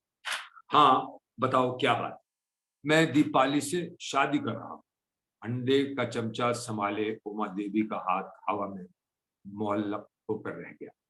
उसके बाद अगर मैं जीते जी मर गया तो मूवमेंट का नुकसान होगा। रेहान ने मसनूई इसके बगैर अगर मैं जीते जी मर गया तो मूवमेंट का नुकसान होगा। रेहान ने मसनूई संजीदगी से वजाहत की। उमा अब ऐनक उतार कर भौचक के उसे देख रही थी। क्यों उमा? तुम रेहान, जब से हम कॉलेज में दाखिल हुए, लंदन में रहे, एक साथ सियासी काम किया, हमने आज तक मुझसे तुमने आज तक मुझसे अपना राज नहीं छुपाया था। फिर इतनी बड़ी बात मुझसे क्यों पोशीदा रखी? रेहान जरा सुर्ख हो गया। औरतें, उमा, उसने मतानत से कहा, मानता हूं तुम मेरी दोस्त, फलसफी और गाइड हो, मगर ये मेरा बहुत ही जाती मामला था और मेरा ख्याल था कि एक औरत दूसरी औरत के सिलसिले में कभी गैर जानिबदाराना राय नहीं दे सकती। तुम मेरे लिए ये कह रहे हो? मैं जो तुमको अपना ओह कम ऑन हुआ। मुझे अफसोस है कि तुमको मेरी इस राजदारी से दुख पहुंचा। क्यों? उमर ने कुर्सी पर पहलू बदला। अगर मुझे पहले ही मालूम हो जाता कि तुम उसे पसंद करते हो तो मैं पहले से दोगुना उसका ख्याल करती। मुझे खुद वो लड़की पसंद है। तुम्हें भी पसंद है उमा? रेहान का चेहरा खुशी से खिल गया। वंडरफुल। तुम मेरे इंतखाब को मानती हो। मुझे बहुत पसंद है। मैं ही उसे मूवमेंट में लाई। तुम भूलते हो कि एक लिहाज से मेरी ही वसासत से उससे तुम्हारी मुलाकात हुई। ये तो गलत है उमा। इस पर मैंने बहुत पहले जहर खा चुका था। लव एट फर्स्ट साइट वगैरह वगैरह। तुम जज्बाती तौर पर अभी तक बेहद इमेच्योर हो। अभी तो तुम मेरे इंतखाब की तारीफ कर रही हो, फिर मैं इमेच्योर कैसे हो गया? उमा, अपना हार्ड बॉयल अंडा तो खाओ। तुमको इस इत्तला से ऐसी हैरत हुई है कि बेचारे महमूद और ज्योति की शहादत को भी ऐसा रिएक्शन नहीं हुआ था। कमाल है। उमा चेहरा सख्त करके चांदी के नन्हे चमचे से अंडे पर खटखट करने में मसरूफ हो गई। रेहान कोहनिया मेज पर रखे उन्हें देखता रहा। ये शायद मेरी ज्यादती है। ऐसी मुखलिस दोस्त के साथ मैं ऐसी सख्त बातें कर रहा हूँ। सॉरी उमा, वाकई मुझे बहुत पहले तुमको अपना हमराज बनाना चाहिए था, मगर हालात भी तो कैसे एबनॉर्मल थे। मुस्तकिल अंडरग्राउंड, मुसलसल एहतियात, और फिर वो अहमक भी न जाने क्यों मुझसे खफा हो गई थी। नहायत मेहनत से अब जाकर उसे जरा राह रास्त पर लाया। उफ़ो, ये इश्क करना भी खासी मशक्कत है। तुम तो कभी इस चक्कर में पड़ी नहीं, तुम्हें क्या मालूम। उमा चुपचाप अंडा खाने में मसरूफ रही। लो, अब तुम खफा हो गए। ये क्या मुसीबत है यार? फिर उसने दफतन घट बड़ी गंभीर आवाज में कहा, उमा, तुम जानती हो मैं मुद्दतों गांव जाकर अपनी बहन से नहीं मिल पाता। ढाके में अपने नवाब रिश्तेदारों से मिलने का मुझे कोई शौक नहीं। सिर्फ तुम ही मेरे लिए सब कुछ हो। तुम्हारे खुलूस की वजह से ये घर तक मुझे अपना घर मालूम हो रहा है। हालांकि वो तमस्खुरन हंसा। वुडलैंड को अपना घर समझना हिमाकत है, मगर बहरहाल इत्तेफाक से तुम इस महल में पैदा हुई। क्या किया जाए, तुम जहां रहोगी वही मेरा घर होगा। उमा ने पलकें झपकाई। उसकी ऐनक का शीशा धुंधला हो चुका था। रेहान झेंक कर दूसरी तरफ देखने लगा। वो जज्बातियत से बेइंतहा घबराता था। उसने महसूस किया कि वो खुद भी खासा जज्बाती हो रहा है। वो जल्दी से कुर्सी पीछे सरका कर उठा और लपक कर अपने कमरे से सिगरेट और माचिस उठा लाया। सिगरेट फुलगाकर कुर्सी पर बैठते हुए बदशाश आवाज में उसने कहा, लाओ गरम गरम चाय तो बनाकर दो। उमा ने आहिस्ता से टिकोजी उठाकर चाय उसकी प्याली में उंडी ली। मैं तो अब चला जाऊंगा वापस बम्बई। दीपाली तुम्हारे हवाले। तुम मेरी गैर मौजूदगी में उसका ख्याल रखना। वो जरा बेवकूफ सी लड़की है, अगर कभी कोई हिमाकत की बात करे तो मेरी खातिर उसे माफ कर देना। वादा? वादा। Good old Uma. वो इत्मीनान से चाय पीने में जुट गया। तुम्हारा ख्याल है बिनोय बाबू उसे शादी की इजाजत दे दें? कोशिश तो यही करूंगा। और तुम दोनों होल्ड टाइमर की तनख्वाह पर गुजारा कर लोगे? उमा, तुम तो किसी बुर्जुआ बड़ी बी की तरह बात कर रही हो। इतने होल्ड टाइमर्स ने आज तक किस तरह शादियां की हैं? इन सब की बीवियां भी काम कर रही हैं। दीपाली इत्तेफाक से ग्रेजुएट है और संगीत की वाहिर। कमाल है भाई। तुम भी ब्याह करोगी तो कोई मारवाड़ी स्टेट या डिप्टी कमिश्नर तलाश करोगी अपने लिए। बकवास मत करो। ओ सॉरी। चुनाचे दीपाली गार बजाकर घर का खर्च चलाएगी, रेडियो पर प्रोग्राम और रिकॉर्डों की मुख्तसर सी रॉयल्टी और म्यूजिक की ट्यूशन, और आप बीवी की कमाई पर। उमा, रेहान को अब पहली बार गुस्सा है। तुम आज कैसी अजीबोगरीब बातें कर रही हो? मुझे यकीन नहीं आता।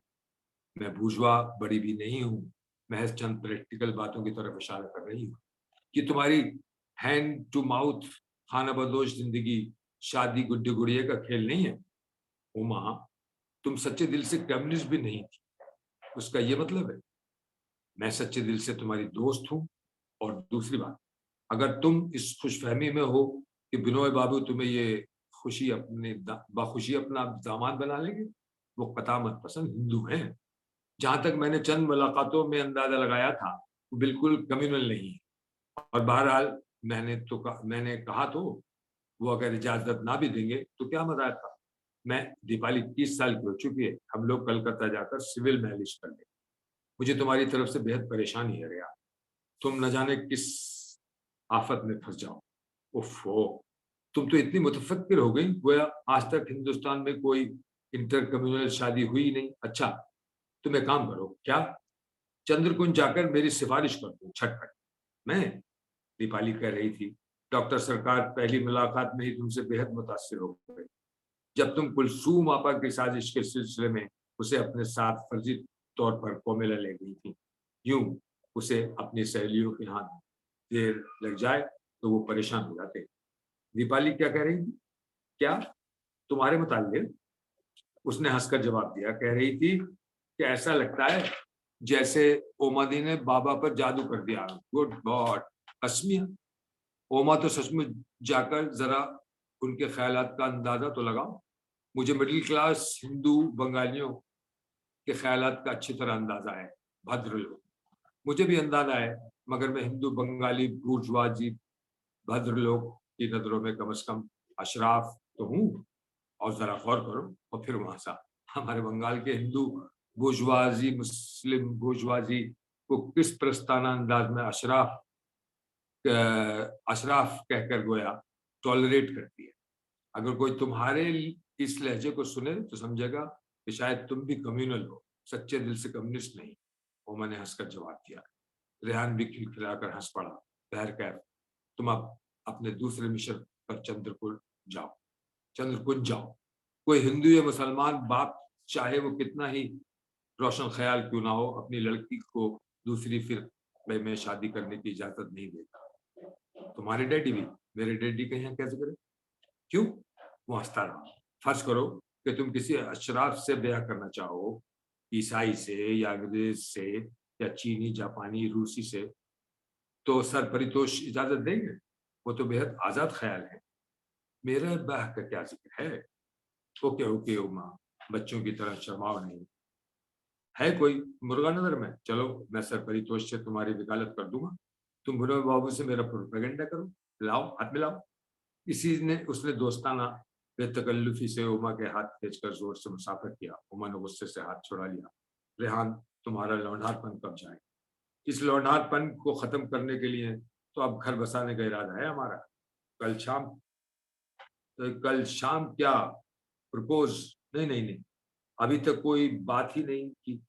यूं ही जरा शायरी वायरी भगाता रहता हूँ। उससे कहा तो है कि शादी करना चाहता हूँ, مگر باقاعدہ سنجیدگی سے ایسا کہتے ہوئے بڑا عجیب سا لگتا ہے. اگر وہ اپنی یار دوست اور کامریڈ نہ ہوتی, محض لڑکی ہوتی تو دوسری بات. اب عجیب مسخرہ پن سا لگتا ہے. تم میرا مطلب سمجھ نہیں سکتے. اس سے فارمل طور پر کیا کہوں, بس ایک روز بھگا کر لے جاؤں گا.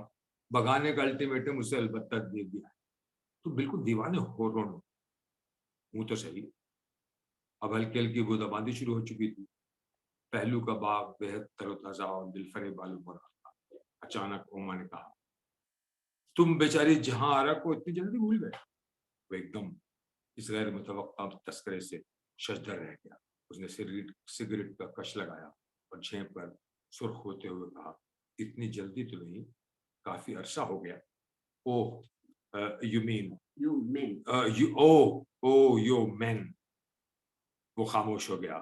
سیزر اب اوما دیوی کے قدموں سے اٹھ کر گراباری سے چلتا ہوا کمرے کی طرف جا رہا تھا. وہ اسے دیکھتی رہی. پھر انہوں نے دوسرا سوال کیا, دیپالی کو معلوم ہے؟ نہیں. تم نے اسے کچھ نہیں بتایا؟ بتانے کی کیا خاص بات تھی؟ جہاں آرا بیچاری کی میری موجودہ زندگی میں اب کیا اہمیت ہے کہ میں خواہ اس کا تذکرہ چھیڑ. اور بات یہ بھی کیا تھی کہ جہاں آرا کے والد مجھے اپنا گھر داماد بنانا چاہتے. ایسا اکثر مسلمان گھرانوں میں ہوتا ہے. دیپالی جہاں آرا کی گہری دوست ہے, میں جانتا ہوں. تم ابھی کہہ رہے تھے کہ پچھلے دنوں وہ تم سے خفا ہو گئی تھی. ممکن ہے اسے معلوم ہو گیا اور اسی وجہ سے وہ تم سے وہ جھنجھلا گئی. اگر میں اس وجہ سے ناراض تھی تو مجھے بآسانی بتا سکتی. وہ بے انتہا صاف دل اور منہ پھٹ لڑکی ہے. وہ دفعہ چپ ہو گیا اور تیوری پر بٹ ڈال کر بولا, پتہ نہیں لا حول ولا قوت, عورتوں کے دماغ بھی عجب انداز سے کام کرتا ہے. اسے مجھے بتانا تو چاہیے تھا اگر یہی بات ہے. مگر تم کو یہ خیال کیسے آیا؟ میں بھی عورت ہوں, لائک ہیل. وہ یہ وقت بہت پریشان ہو کر پیالی میں چمچا بجانے لگا.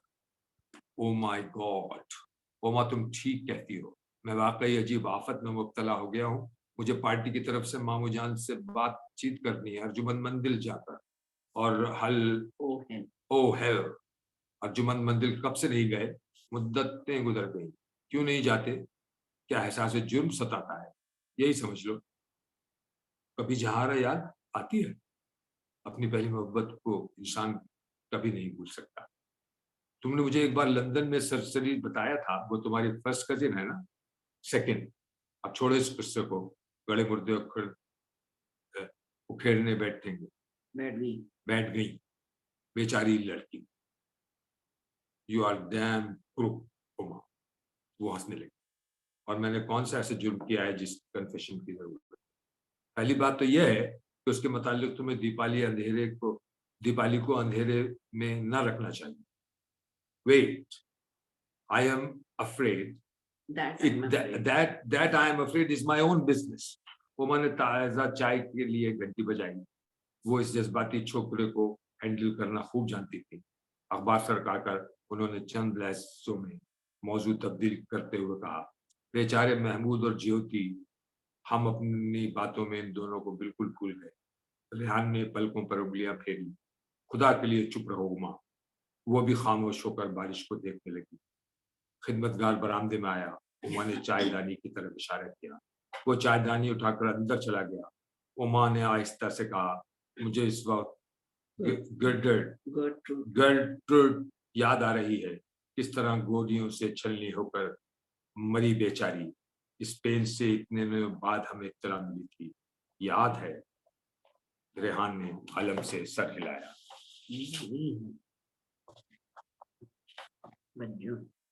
بجو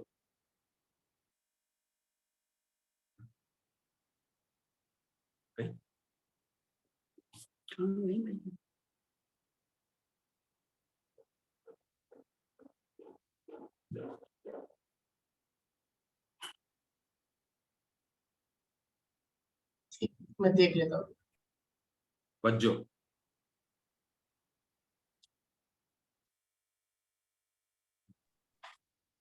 میم آپ کی آواز نہیں آ رہی ذرا. میم we are not able to listen your voice.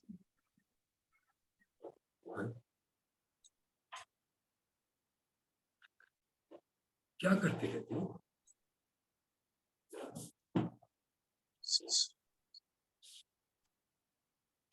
Yeah, now you unmute yourself. Hello. Yes, yes, come. आ रही है आवाज में. Continue. अच्छा, मेरी फोटो नहीं आ रही है। Anyway I am reading. Yeah, sure. और मुझे याद है जब तुम्हारी अम्मी के इंतकाल की खबर आई थी तो तुमने कहा था एक तरह से अच्छा ही हुआ, अगर मैं भी कभी गुरचट की तरह कहीं मौत की घाट उतरूं तो अम्मी जिंदा न रह सकती। इस वक्त न जाने क्यों बेचारे महमूद की माँ पर क्या गुजर रही होगी। ज्योति की माँ बाप ने तो गालिबन इसके बचपन में ही मर चुके थे। रेहान अब ये गमनाक तस्करा खत्म करना चाहता था। उसने बेचैनी से पहलू बदला और आंखें बंद कर ली, लेकिन अब इतने अरसे बाद अचानक उसकी अम्मी उसके तस्वुर में आन मौजूद हुई। मेरी अम्मी, मेरी अम्मी। उसने दफतन सर हाथों में छुपाकर मेज पर टिका दिया। रोनू, ये उसकी अम्मी इतने प्यार से उसे रोनू पुकारती थी। रोनू लो चाय आ गई उठो, रोनू लो चाय आ गई उठो, उमा कह रही थी। उसने हड़बड़ाकर जो सर उठाया और चोरों की तरफ उमा पर नजर डाली। My little mother. उमा चाय ढोलने में मसरूफ रही और वो चुपचाप अपनी प्याली का इंतजार करने लगा। एक बात सुनो, मजाक बरतरफ। उमा ने उसे प्याली देकर कहा, तुमने अपनी गैर मौजूदगी में दीपाली मेरे हवाले की है। फर्ज करो वो तुम्हारे इस किस्से के बारे में मुझसे पूछे तो मैं उसे क्या बताऊं? ऐसी बात नहीं है, तुम खामखा इतनी देर से लंबा चौड़ा मेलो ड्रामा बना रही हो। रेहान ने फिर झुंझला कर कहा, मगर मुझे पूरी तफसील तो मालूम होनी चाहिए। फर्ज करो कि जहां आ रहा इससे कुछ कहे तो खुद उसकी पोजीशन कितनी नाजुक और ऑकवर्ड हो। वो तुम्हारे मुतालिक क्या सोचेगी कि तुमने दो लड़कियों को जुल दिया, पहले जहांआरा को दगा दिया और फिर इसे धोखे में रखा, जबकि वो जहांआरा की कितनी गहरी दोस्त है। मुझे यकीन है कि वो इस वजह से तुमसे बिदक गई थी। नवाब साहब घर दामाद बनाना चाहते थे, मगर तुमको जहांआरा से कोई दिलचस्पी न थी। तुम बिल्कुल बेकसूर हो। क्या मेरा ट्रायल हो रहा है? तुमको तो वाकई बैरिस्टर होना चाहिए था। तुम्हारी अम्मी नवाब कमरुज्जमा की सगी चचाजाद बहन थी। मेरी अम्मी, मेरी अम्मी। बारिश की लतीफ धुंध बाग पर मंडला रही थी, हवा में फूलों की खुशबू बसी हुई थी। फिर तुम्हें जायदाद में हिस्सा क्यों नहीं मिला? Oh Uma, don't be such a bore. तुमको बतला चुका हूँ। रेहान ने उकता कर जमाई लेते हुए कहा, मगर तुम सारी अलिफ लैला न जाने क्यों फिर सुनना चाहती हो। ऑल राइट, मुझे जायदाद में हिस्सा नहीं मिला, जिसकी मुझे मुतलक परवाह नहीं। मेरे नाना नवाबजादा फखरुज्जमा चौधरी नवाब नूरुज्जमा चौधरी के छोटे भाई थे। आया ख्याल में? याद कर लो, गिरा में बांध लो और बार बार अपने सवालों से मुझे बोर न करना। मेरे नाना फखरुज्जमा चौधरी नवाब कमरुज्जमा के वालिद नवाब नूरुज्जमा के इकलौते छोटे भाई थे। अब रट कर सबक सुनाओ। चलो, तुम भी क्या याद करोगी? उमा पैका लगाकर हंसी। आगे बताओ। बड़ा अलिफ लैलवी किस्सा है। Like hell. अलिफ लैलवी किस्सा ये है कि नाना जान अपने बड़े भाई की तरह बेहद रंगीन मिजाज थे। सिर्फ कलकत्ते की गौहर जान पर एक गांव निछावर कर दिया था, और वो बचपन में सुना करता था, लखनऊ की नरवा बचवा और दिल्ली की छमिया और बनारस की बेनजीर फ्यूडल डेकेडेंस की बात करते हैं आप लोग। उसने प्याली जरा जोर से तश्तरी पर रखी। तुमको पता है, हम बुर्जवा लोगों को तुम फ्यूडल लोग बेहद फैसिनेट करते हो। उमा ने मुस्कुराकर कहा, बकवास। बहरहाल रेहान ने माचिस के लिए पहले कुर्ते की एक जेब फिर दूसरी जेब में हाथ डाला। सिगरेट पीने बंद करो। हाँ, फिर क्या हुआ? फिर ये हुआ कि नाना जान ने एक थिएटर कंपनी में रुपया लगाया। मरहूम खुद भी नाटक लिखते थे। अर्जुमन मंजिल में बाकायदा जलसा घर था। बहरहाल थिएटर कंपनी का मैनेजर सारा रुपया गबन करके रंगून भाग गया। नाना जान महज गुजारेदार नहीं थे, इनकी अपनी जमीनें भी थीं, और जब ऐन आलम जवानी में नाना जान का अचानक हरकत कल्ब बंद होने की वजह से इंतकाल हो गया, उस वक्त उनके हिस्से की जिम्मेदारी महाजन के यहाँ रहन रखी हुई थी। अम्मी इनकी इकलौती लड़की थी। जब नाना जान मरे वो शायद 6 या 7 साल की थी। वालिद के मरने के दूसरे साल कॉलरा की वबा फैली और उसमें उनकी वालिदा भी चल बसी। अम्मी अपने ताया के यहाँ पलने लगी। नवाबजादा फखरुज्जमा की जो जायदाद फजूल खर्ची और अय्याशी से बाकी बची थी, نواب نورالزماں کی نے رہن سے چھڑا کر بھتیجی کے قانونی سرپرست کی حیثیت سے اپنے قبضے میں لے لی۔ قاعدے سے امی کی شادی اپنے تایازاد بھائی یعنی نواب قمرالزماں سے ہونی چاہیے تھی۔ بیگم نورالزماں اپنے شوہر کی یتیم اور نادار بھتیجی کو کیوں خاطر میں لاتی؟ وہ کشتیہ کے ایک نواب کی لڑکی دیکھ آئی تھی جو جہیز میں گاؤں، مکانات، باغات اور پٹسن کے کھیت لے کر آئی۔ وہ سانس لینے کے لیے رکا، باچس سے کھیلنے لگا اور بولا، امی ابھی 15 سال کی بھی نہیں تھی کہ نواب نورالزماں نے ان کی شادی ایک نوجوان غریب مولوی سے کر دی جو ان کے لڑکے کو عربی فارسی پڑھایا کرتے تھے۔ اوہ، امی کا حمایتی یا پرسان حال ان کے ننیال میں بھی کوئی نہ تھا۔ باقی رشتہ دار حسب معمول آپس کی ذمہ داری کی مقدمے بازیوں میں جٹے ہوئے تھے۔ ایک یتیم لڑکی کی ذمہ داری کون سنبھالتا؟ ان کے ماموں اور نانا وغیرہ سب مر چکے تھے۔ نواب نورالزماں کے قریبی رشتہ دار ہی امی کے ننیالی لوگ تھے۔ اب سب نواب کی مطلق العنانی اور دبدبے سے خائف تھے۔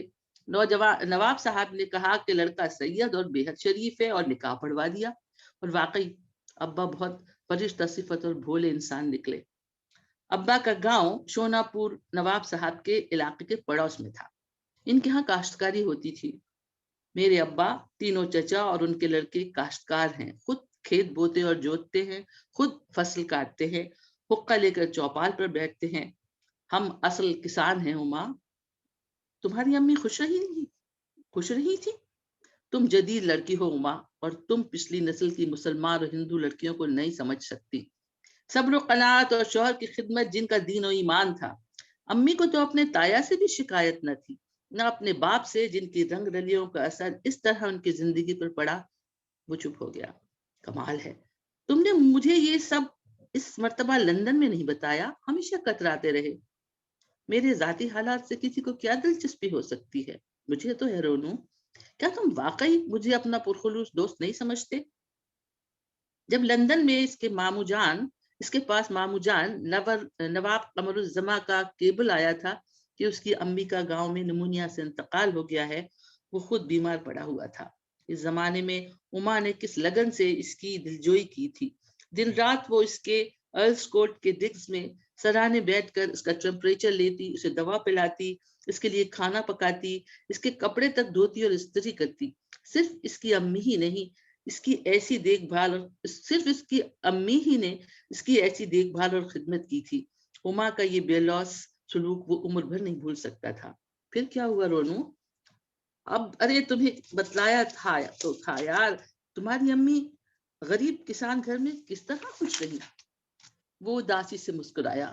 مجھے یاد ہے، میں چھوٹا سا تھا اور ایک اندھیری رات برآمدے میں چٹائی بچھائے لالٹین سامنے رکھ کے اسکول کا سبق یاد کرنے میں مصروف تھا، جب اندر سے امی کے آہستہ آہستہ رونے کی اور ابا کے چلانے کی آواز آئی۔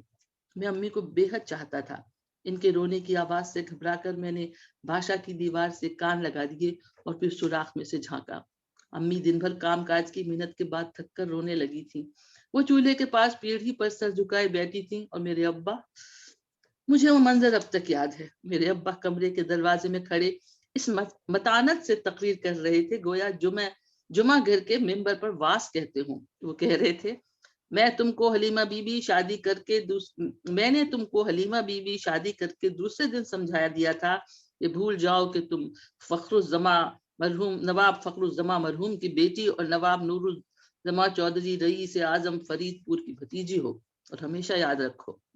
انہوں نے شہادت کی انگلی اٹھا کر کہا، تم ایک غریب سید کی بیوی اور آل رسول کی بہو ہو، اور یاد رکھو حلیمہ کہ شہنشاہ کائنات کی بیٹی مولا علی کے گھر میں چکی پیستی تھی، اور ایران کی بادشاہ زادی شہید کربلا کے گھر میں فاقہ کرتی تھی۔ تم تو ان سب کی خاک بھی نہیں ہو، تو استغفار کرو اور اللہ سے ڈرتی رہو، وہ بخشنے والا ہے اور مہربان ہے۔ ابا رسول اللہ کا نام لینے کے بعد درود پڑھ کر بار بار داڑھی پر ہاتھ پھیرتے رہے تھے۔ ان کی سنجیدہ شکل اور ہوا میں لرزتی داڑھی پر میری نظر پڑی تو باشا کی دیوار کے ادھر مجھے اپنی پریشانی کے باوجود بے اختیار ہنسی آ گئی، اور میں اپنی سیتل پاٹی پر واپس آن بیٹھا۔ امی ساری کے آنچل سے آنسو پوچھ کر پھر چولہے پر جھک گئی، اور ابا باہر چلے گئے۔ اس کے بعد مجھے یاد ہے امی نے ابا سے پھر کوئی شکایت نہیں کی اور خاموشی سے شوہر، ساس، سسر، دیور، جیٹ اور نندوں کی ٹہل میں لگی رہی۔ انہیں واقعی یہ فخر تھا کہ سید کی بیوی ہیں، بے حد مذہبی تھی، 5 وقت کی نماز اور روزے رکھتی تھی، میرے لیے طرح طرح کے وظیفے پڑھتی، منتیں مانتی۔ ریحان کی آواز بھر آ گئی اور اس نے چہرہ دوسری طرف پھیر لیا۔ یہ سب لوگ کون تھے؟ عما نے پوچھا۔ کون؟ ریحان نے چونک کر دریافت کیا۔ یہی جن کی محنت کشی کی مثال تھی تمہارے ابا نے ان کے سامنے پیش کی، پروفٹ محمد کی بیٹی اور ان کے نواسے کی بیوی وغیرہ۔ ارے چھوڑو عما، تم کو ان باتوں سے کیا دلچسپی ہو سکتی ہے؟ کیا پرانے قصے لے کر بیٹھ گئی؟ وہ کرسی سے اٹھ کر برآمدے میں ادھر ادھر ٹہلنے لگا۔ تمہارے ابا بڑے بلند کردار انسان معلوم ہوتے تھے۔ ابا؟ وہ ٹہلتے ٹہلتے ٹھٹک گیا۔ ابا حیرت انگیز بے مثال شخصیت کے مالک ہیں، اسی وجہ سے ان کے گھر والے ان کو ذرا خپتی گردانتے ہیں، مگر گاؤں والے ان کو اچھا خاصا ولی اللہ سمجھتے تھے۔ جب امی کی شادی ہوئی تو نواب نور الزماں نے ان کو جہیز دیا۔ نواب زادہ فخر الزماں کا چھوڑا ہوا تھوڑا سا روپیہ موجود تھا۔ وہ بہرحال امی نواب نور الزماں کے سگے بھائی کی اولاد تھی اور وہ ان کی جائیداد قبضے میں کر کے ان کی حق تلفی کر چکے تھے۔ بہرحال تو امی کے لیے تھوڑا بہت جہیز بنایا گیا، جو غریب کسانوں کے لیے کسی شاہی خزانے سے کم نہ تھا۔ مگر جب ابا کشتیوں پر لدے مولویوں اور کاشتکاروں کا قافلہ بارات میں لے کر پہنچے تو انہوں نے جہیز کا سامان قبول کرنے سے صاف انکار کر دیا۔ امی بتایا کرتی تھی کہ کہنے لگے کہ وہ نواب نور الزماں کے ایسے غریب داماد نہیں کہلانا چاہتے جنہوں نے بیوی کے روپے میں سے اپنا گھر بھر لیا، لہٰذا وہ صرف امی کے کپڑوں کے صندوق اٹھوا کر امی کو رخصت کرا لے گئے۔ امی کے زیور البتہ میری بہن رابعہ پیدا ہوئی تو نواب صاحب نے اس کے نام بینک میں محفوظ کر دیے۔ ابا بہرحال اسی طرح دھان اگاتے اور جمعہ گھر میں نماز پڑھاتے رہے۔ سچے کمیونسٹ، عما نے کہا۔ ریحان ہنسنے لگا۔ اصل قصہ تو تم نے اب تک بتایا نہیں۔ لا حول ولا قوت۔ وہ عاجز آ کر پھر کرسی پر بیٹھ گیا۔ جب میں گاؤں کے اسکول میں داخل ہوا اور بقول شخص سے میری ذہانت کی دھوم مچنے لگی تو نواب قمر الزماں امی ابا سے مصر ہو کر مجھے ڈھاکہ لے آئے۔ میں 6-7 سال کا تھا تب نواب نور الزماں کا، جنہیں میں بڑے نانا کہتا تھا، انتقال ہو چکا تھا۔ مجھے اچھی طرح یاد ہے وہ بالکل پرانے فیشن کے کارچوبی چوغا پہنے ہوئے جغادری زمیندار جیسے پرانی کتابوں کی تصویروں میں ہوتے ہیں۔ بہرحال اب قمر الزماں ریاست کے مالک تھے۔ وہ مجھے ڈھاکے لے آئے اور اسکول میں داخل کرا دیا۔ میں اس وقت 12-13 سال کا تھا۔ میں ارجمند منزل میں رہ رہا تھا اور نیر الزماں کے ساتھ کار میں بیٹھ کر اسکول جایا کرتا تھا۔ ابا کو مامو جان نے یقین دلایا تھا کہ امی کا روپیہ جو ابا نے شادی کے وقت لینے سے انکار کیا تھا وہ میری تعلیم پر خرچ کیا جا رہا ہے۔ اس کے باوجود 20 روپے مہینہ باضابطہ ہر مہینے ابا گاؤں سے میرے نام منی آرڈر کرتے تھے۔ مامو جان مسکرا کر وہ روپیہ وصول کرتے اور میرے نام ڈاک خانے میں جمع کرتے رہے۔ اصلیت یہ تھی کہ ارجمند منزل میں مامو جان کے لاڈلے نور نظر کی حیثیت سے محمود منزل میں مامو جان کے لاڈلے نور نظر کی حیثیت سے پروان چڑھایا جا رہا تھا۔ ان کا بیٹا نیر خاصا کڑمخت تھا۔ مامو جان اس کی طرف سے بہت مایوس تھے اور مجھے آئیڈیالائز کر رہے تھے۔ دراصل بات ساری یہ تھی کہ وہ جہارا سے میری شادی کرنا چاہتے تھے۔ مامو جان علی گڑھ کے متقب تھے۔ انہوں نے FA کے لیے علی گڑھ بھیج دیا۔ وہاں میں مزید لائق اور ہونہار ثابت ہوا۔ مامو جان بیچارے کے سارے خاندان میں واحد معقول اور ہونہار نوجوان صرف میں تھا۔ مامو جان میرے لیے طرح طرح کے خواب دیکھنے لگے، بیرسٹری، ICS کا مقابلہ، ان کے پٹسن کے کاروبار کی دیکھ بھال۔ جمال آرا چھوٹی سی تھی، مجھ سے 5-6 سال چھوٹی ہوگی۔ وہ مجھے بہت اچھی لگتی تھی۔ وہ بڑی ہوئی اور پتا چلا کہ مامو جان اس سے میری شادی کرنا چاہتے ہیں تو میں بہت خوش ہوا کہ میرا خیال تھا کہ میں کالج سے نکل کر کسی اخبار میں کام کروں گا۔ میں انگریز سرکار کی ملازمت کے سخت خلاف تھا۔ کسی یونیورسٹی میں پڑھاؤں گا اور جہارا کو لے کر اپنا گھر الگ بناؤں گا۔ مامو جان کو واقعی مجھے محبت تھی، لیکن میری ذہانت وغیرہ کے علاوہ مامو جان میرا اتنا خیال رکھتے تھے، اس کی غالباً ایک وجہ اور بھی تھی۔ ریحان نے سوچتے ہوئے کہا، ان کے والد نواب نور الزماں پرانے ٹائپ کے جابر اور مطلق العنان زمیندار تھے۔ مامو جان قمر الزماں ان کے برعکس ایک جدید انسان ہیں اور نیک دل ان کو یہ احساس تھا کہ ان کے والد نے اپنی بے زبان بھتیجے کے ساتھ ہر طرح سے بڑی بے انصافی کی ہے. وہ مجھے اپنا داماد بنا کر تلافی کرنا چاہتے تھے. اس کے علاوہ وہ یکلخت چپ ہو گیا. ہما ہمتن گوش اسے دیکھتی رہی. اس کے علاوہ کیا رونو؟ ریحان نے سر اٹھا کر اسے دیکھا. مجھے یہ بھی اندازہ ہے کہ مامو جان امی کو پسند کرتے تھے. انہیں بچپن سے ہی اپنی بنت عم ہی سے محبت تھی، اور اگر ان کا بس چلتا تو وہ کشتیا کی رئیس زادی کے بجائے امی سے شادی کرتے. زندگی واقعی کتنی عجیب چیز ہے، ہما نے آہستہ سے کہا. اور تمہاری امی بھی نواب قمر الزماں کو پسند کرتی تھی؟ یقیناً. اور کسی نے ان سے نہ پوچھا کہ ان کے دل پر کیا گزر رہی ہوگی؟ نہیں، کسی نے ان سے نہیں پوچھا، نہ انہوں نے کسی کو بتایا. وہ مرتے دم تک پتی ورتا بیوی رہی، آخر دم تک شوہر کی خوشنودی حاصل کرنے کی کوشش میں لگی رہی. بنگالی عورت، ہاں بنگالی عورت، ہندوستانی عورت. وہ کبھی ارجمن منزل آتی تھی؟ بہت کم، کسی خاندانی تقریب کے لیے کبھی کبھار آ جاتی، اور مامو جان ان کی خاطر مدارات میں دوڑے دوڑے پھرتے. جاتے وقت دستور سے زیادہ تحفے تحائف ان کے ساتھ کرتے، مگر وہ سب کچھ یہیں چھوڑ جاتی کیونکہ ابا دولت مند سسرال کا ایک پیسہ لینے کے روادار نہ تھے، اور امی نے ساری عمر ان کا حکم مانا. She must have been a great woman. Yes, she was. اب بارش تھم چکی تھی اور باغ کے ابرالود فضا بے حد خوشگوار معلوم ہو رہی تھی. ریحان نے گھڑی پر نظر ڈالی اور جلدی جلدی داستان ختم کرنا چاہی.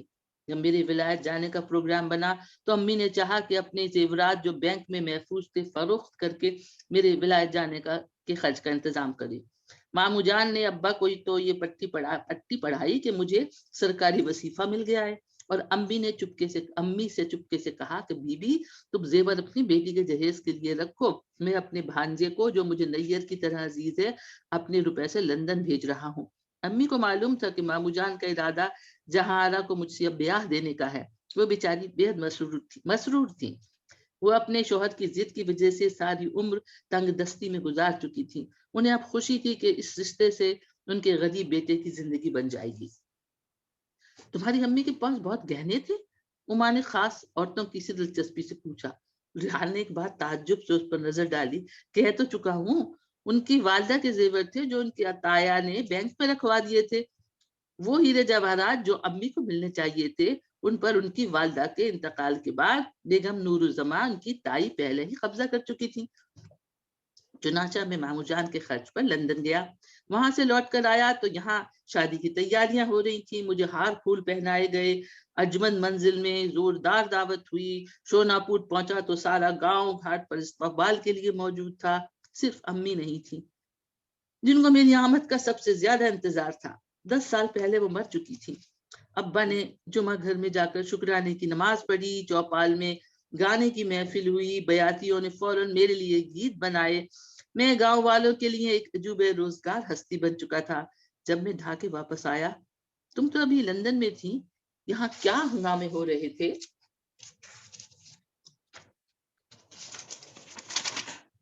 میرے ساتھ تم نہیں جانتی. تو شادی کی تاریخ طے ہو چکی تھی. مامو جان نے مجھے گلے لگا کر میرے سر پر ہاتھ پھیر کر مجھ سے کہا کہ شادی کے بعد میں ان کا پاٹ کا کاروبار اپنے ذمے لے لوں.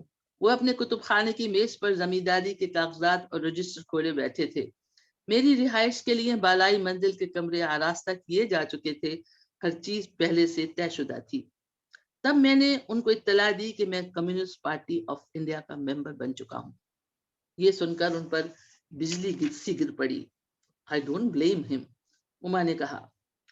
مجھے ان کو صدمہ پہنچاتے ہوئے بڑا دکھ ہوا، مگر میں نے نرمی سے ان سے کہا کہ میں نہ ڈپٹی مجسٹریٹ بننے کا ارادہ رکھتا ہوں، نہ ان کا خانہ داماد بن کر ان کی ریاست سنبھالوں گا، بلکہ میں جہاں آرا کو لے کر جا کر اپنے پھوس کے مکان میں رہوں گا. آخر آپ کی بہن بھی تو اسی محل سے رخصت ہو کر میرے باپ کے جھونپڑے میں گئی تھی. مامو جان بھونچک کے ہو کر مجھے تکنے لگے، پھر غم غصے سے تھر تھر کانپے. انہیں یقین نہ آیا کہ یہ میں کہہ رہا ہوں. میں نے ان کو پارٹی کارڈ دکھایا اور رسان سے سمجھانے کی کوشش کی میں نے کیوں یہ راستہ اپنے لیے منتخب کیا ہے. عمر بھر میں پہلی بار میں نے ان کو تیش کے عالم میں دیکھا.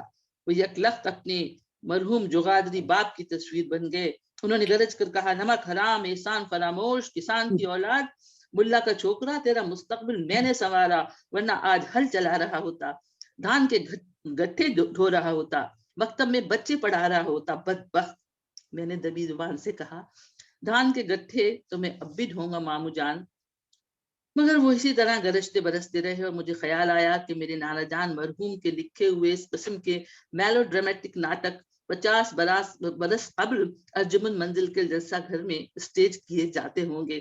کون کہتا ہے ہمارا ہندوستانی تھیٹر زندگی کی صحیح عکاسی نہیں کرتا۔ 3 دن تک گھر میں ہنگامہ ہوتا رہا۔ مامو جان نے ہر طرح سے سمجھایا، روئے گائے گرجے برسے، اور اپنی عزت کا اور اپنی لڑکی کی زندگی کا واسطہ دیا۔ آپ اس کے روادار ہیں کہ آپ کی لڑکی گھٹ گھٹ کر مر جائے، مگر آپ اس کا ہاتھ ایک کمیونسٹ کے ہاتھ میں نہ دیں گے۔ میں نے کہا، دہریا، کنگال، باغی، جیلوں میں سڑے گا، مارا مارا پھرے گا، روپوشی اور سر پر انعام، اور وہ سچ پوچھو اما، جب وہ یہ سب کہہ رہے تھے مجھے ان پر بہت پیار آ گیا۔ میں اپنی نازوں میں پلی بچی تیرے پلے باندھ کر اس کی قسمت پھوڑ دوں؟ غرض کے نہ وہ نہ مانے نہ میں مانا۔ عمانی جان کو اختلاج قلب کے دورے پڑنے لگے۔ گاؤدی سنیر مجھ سے کترانے لگا۔ مامو جان نے اس کو حکم دیا کہ مجھ سے بات نہ کرے۔ شادی کی تیاریاں منسوخ ہو گئیں۔ ارجمن منزل پر بڑا بھیانک سناٹا چھا گیا۔ مامو جان نے ایسا بندوبست کیا کہ شادی کی تیاریوں کا یا رشتہ ٹوٹنے کی خبر ارجمن منزل سے باہر نہ نکلے۔ ویسے بھی اس وقت تک مامو جان نے اپنے اس ارادے کا تذکرہ ممانی اور میری امی کے علاوہ کسی سے نہیں کیا تھا۔ زمینداروں کے ہاں شادی بیاہ کے معاملات بہت رازداری برتی جاتی تھی، ورنہ کٹنیاں اور مشاتائیں اور مخالف زمینداروں کے حالی موالی رشتہ توڑواتے ہیں اور نہ جانے کیا کیا ہوتا ہے۔ اور یہاں جہارہ کے اپنے ماموں یعنی کشتیہ کے رئیس اعظم اپنے بھدیسل صاحبزادے کے لیے تلے بیٹھے تھے۔ بہرحال ڈھاکہ میں اس میلو ڈرامہ کی خبر زیادہ نہیں پھیلی۔ جہارہ خود حد سے زیادہ شرمیلی اور تھوڑی سی گھنی لڑکی تھی۔ اس نے بھی اسکول یا کالج میں میرا تذکرہ کسی سے نہیں کیا تھا۔ اسی وجہ سے دیپالی کو اتنے برسوں سے اس کے ساتھ پڑھنے اور اس کی دوستی کے باوجود یہ بات معلوم نہ ہوئی۔ بھئی میں سمجھتا ہوں اب لنچ یہی منگوا لو، میرا تو داستان امیر حمزہ سنتے سنتے حلق خشک ہو گیا۔ کہے جاؤ، میں پانی منگواتی ہوں۔ بس میں حسب سابق اپنے پرانے کمرے میں ٹھہرا ہوا تھا۔ جہارہ کا خیال کر کے میرا دل کٹ جاتا تھا۔ وہ میری لندن سے واپسی کے بعد دستور کے مطابق مجھ سے سخت پردہ کر رہی تھی، بلکہ اپنے کمرے میں مایوں بیٹھ چکی تھی۔ جب یہ ٹریجڈی ہوئی، ان کی دونوں بڑی بہنیں بوکھلائی میرے پاس آ کر کہتی، آپا روتے روتے نیم جان ہو گئی ہیں، آپا کی آنکھیں سوج گئی ہیں، آپا ان 3 دنوں میں آدھی بھی نہیں رہی ہیں۔ کہاں وہ دلہن بننے کے لیے مائیوں بیٹھی تھیں اور کہاں یہ خوفناک المیاں۔ رونو بھائی، خدا کے لیے آپا کو مرنے نہ دیجیے، یہ سن کر میرے حواس باختہ ہو جاتے تھے۔ چوتھی رات میرا آخری فیصلہ سننے کے بعد میں اپنی سیاسی زندگی کو ہرگز نہیں ترک کروں گا۔ مامو جان نے مجھ سے کہا، تو آج سے ارجمن منزل کے دروازے تمہارے اوپر بند ہیں۔ اتنا کہہ کر وہ پھوٹ پھوٹ کر رونے لگے۔ چند منٹ بعد انہوں نے بڑے چالاک ہیں قمر مامو، جذباتی بلیک میل کے لیے ایک چال چلی۔ اس وقت مجھے ایسا خیال ہوا، مگر اب سوچتا ہوں کہ وہ خلوص اور صدق دلی سے ایسا کہہ رہے تھے، مگر جوانی کی اکڑ اور اپنے اصول پرستی کے زوم میں ہم یہ نہیں سمجھ پاتے کہ ہمارے بزرگوں کے جذبات ہیں، ان کے اندرونی جذباتی زندگی ہے، انہوں نے بھی شکستہ دلی کا سامنا کیا ہے۔ مامو جان مجھ سے کہنے لگے، ملیحہ مر گئی، تم اس کی نشانی تھے، تم نے میرے ساتھ یہ کیا۔ اتنا کہہ کر وہ دقت سے اپنی کرسی پر سے اٹھے اور کمرے سے باہر چلے گئے۔ امی کے مرنے کا غم تازہ تھا۔ میں بھی بڑی مشکل سے آنسو ضبط کر کے اپنے کمرے میں واپس آیا۔ پھر میں نے اپنا سامان باندھنا شروع کیا اور انجمارہ کو بلا کر اس سے کہا کہ اپنی آپا سے کہو کہ رات باہر تالاب پر آ جائیں، مجھے ان سے بہت ضروری بات کرنی ہے۔ انجمارہ کا چہرہ کھل اٹھا اور وہ اوپر دوڑی۔ رات کو جہاں مجھے تالاب کے کنارے ملی۔ میں نے 3 سال بعد اسے دیکھا تھا۔ 3 سال تک میں اسے لندن سے خط لکھتا رہا تھا، اس کے متعلق سوچتا رہا تھا، مگر زیادہ نہیں۔ مجھے معلوم تھا کہ وہ میری ہونے والی ہے، اس لیے مجھے اس کے لیے کوئی خاص اضطراب نہیں محسوس ہوتا تھا۔ مجھے اس سے محبت تھی، مگر جنون خیز عشق نہیں تھا۔ हो नहीं सकता था। बचपन से हम इकट्ठे पले बड़े थे। वो मेरे लिए पुरसुकून सी चीज थी। मुझे हमेशा से ये मालूम रहता था कि मैं दुनिया में जहां कहीं भी हूँ, किसी हालत में हूँ, कैसी कठिन मुसाफिर तय करके लौटूं, वो सायादार दरख्त और मीठे कुएं की तरह मेरी मुंतजिर होगी। और अब वो मेरे सामने मौजूद थी, मेरी अम्मी की तरह पतिव्रता की एक और तस्वीर। मैं उसके सामने गूंगा सा हो गया। वो तालाब की सीढ़ी पर बैठ गई। अंजुमारा और अख्तरारा और मुलाजमा माला पहरे पर इधर उधर चौकस थी। अगर मामू जान को इस मुलाकात का इल्म होता तो न जाने वो क्या, हम दोनों का क्या हश्र करते। खैर, तो मैंने उससे कहा कि वो खामोशी से मेरे साथ चली चले।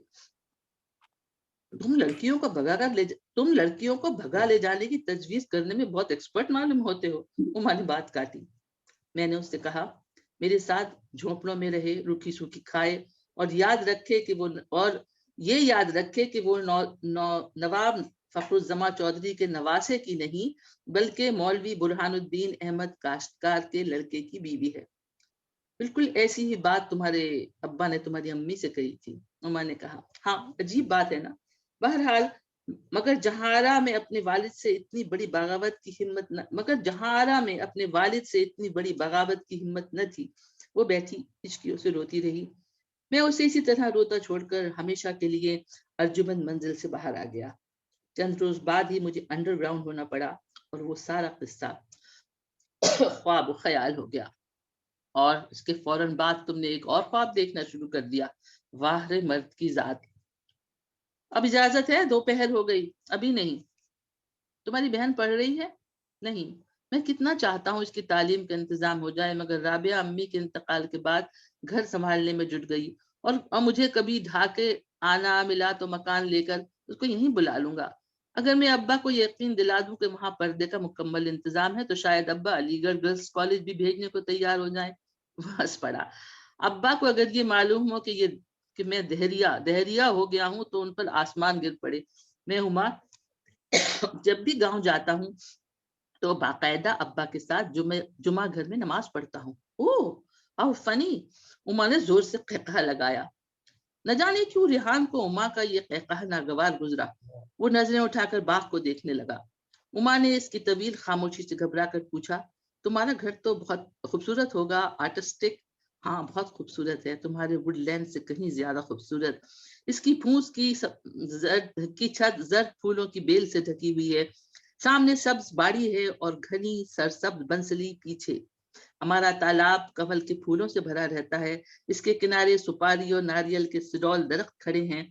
बाड़े में गायें रहती हैं। पिछले बरामदे में पालकी रखी है।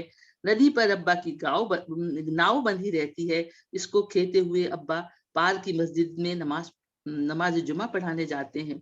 नाव ही में एक गांव से दूसरे गांव जाते उनकी उम्र गुजरी। इसके अलावा और कोई सवाल ही नहीं जानते। अम्मी बताती थी कि यही नौका खेते वो इनके चचाजाद भाइयों को पढ़ाने अपने गांव से नूरुज्जमा की देहाती हवेली जाया करते थे। कैसा जमाना था, कैसे लोग।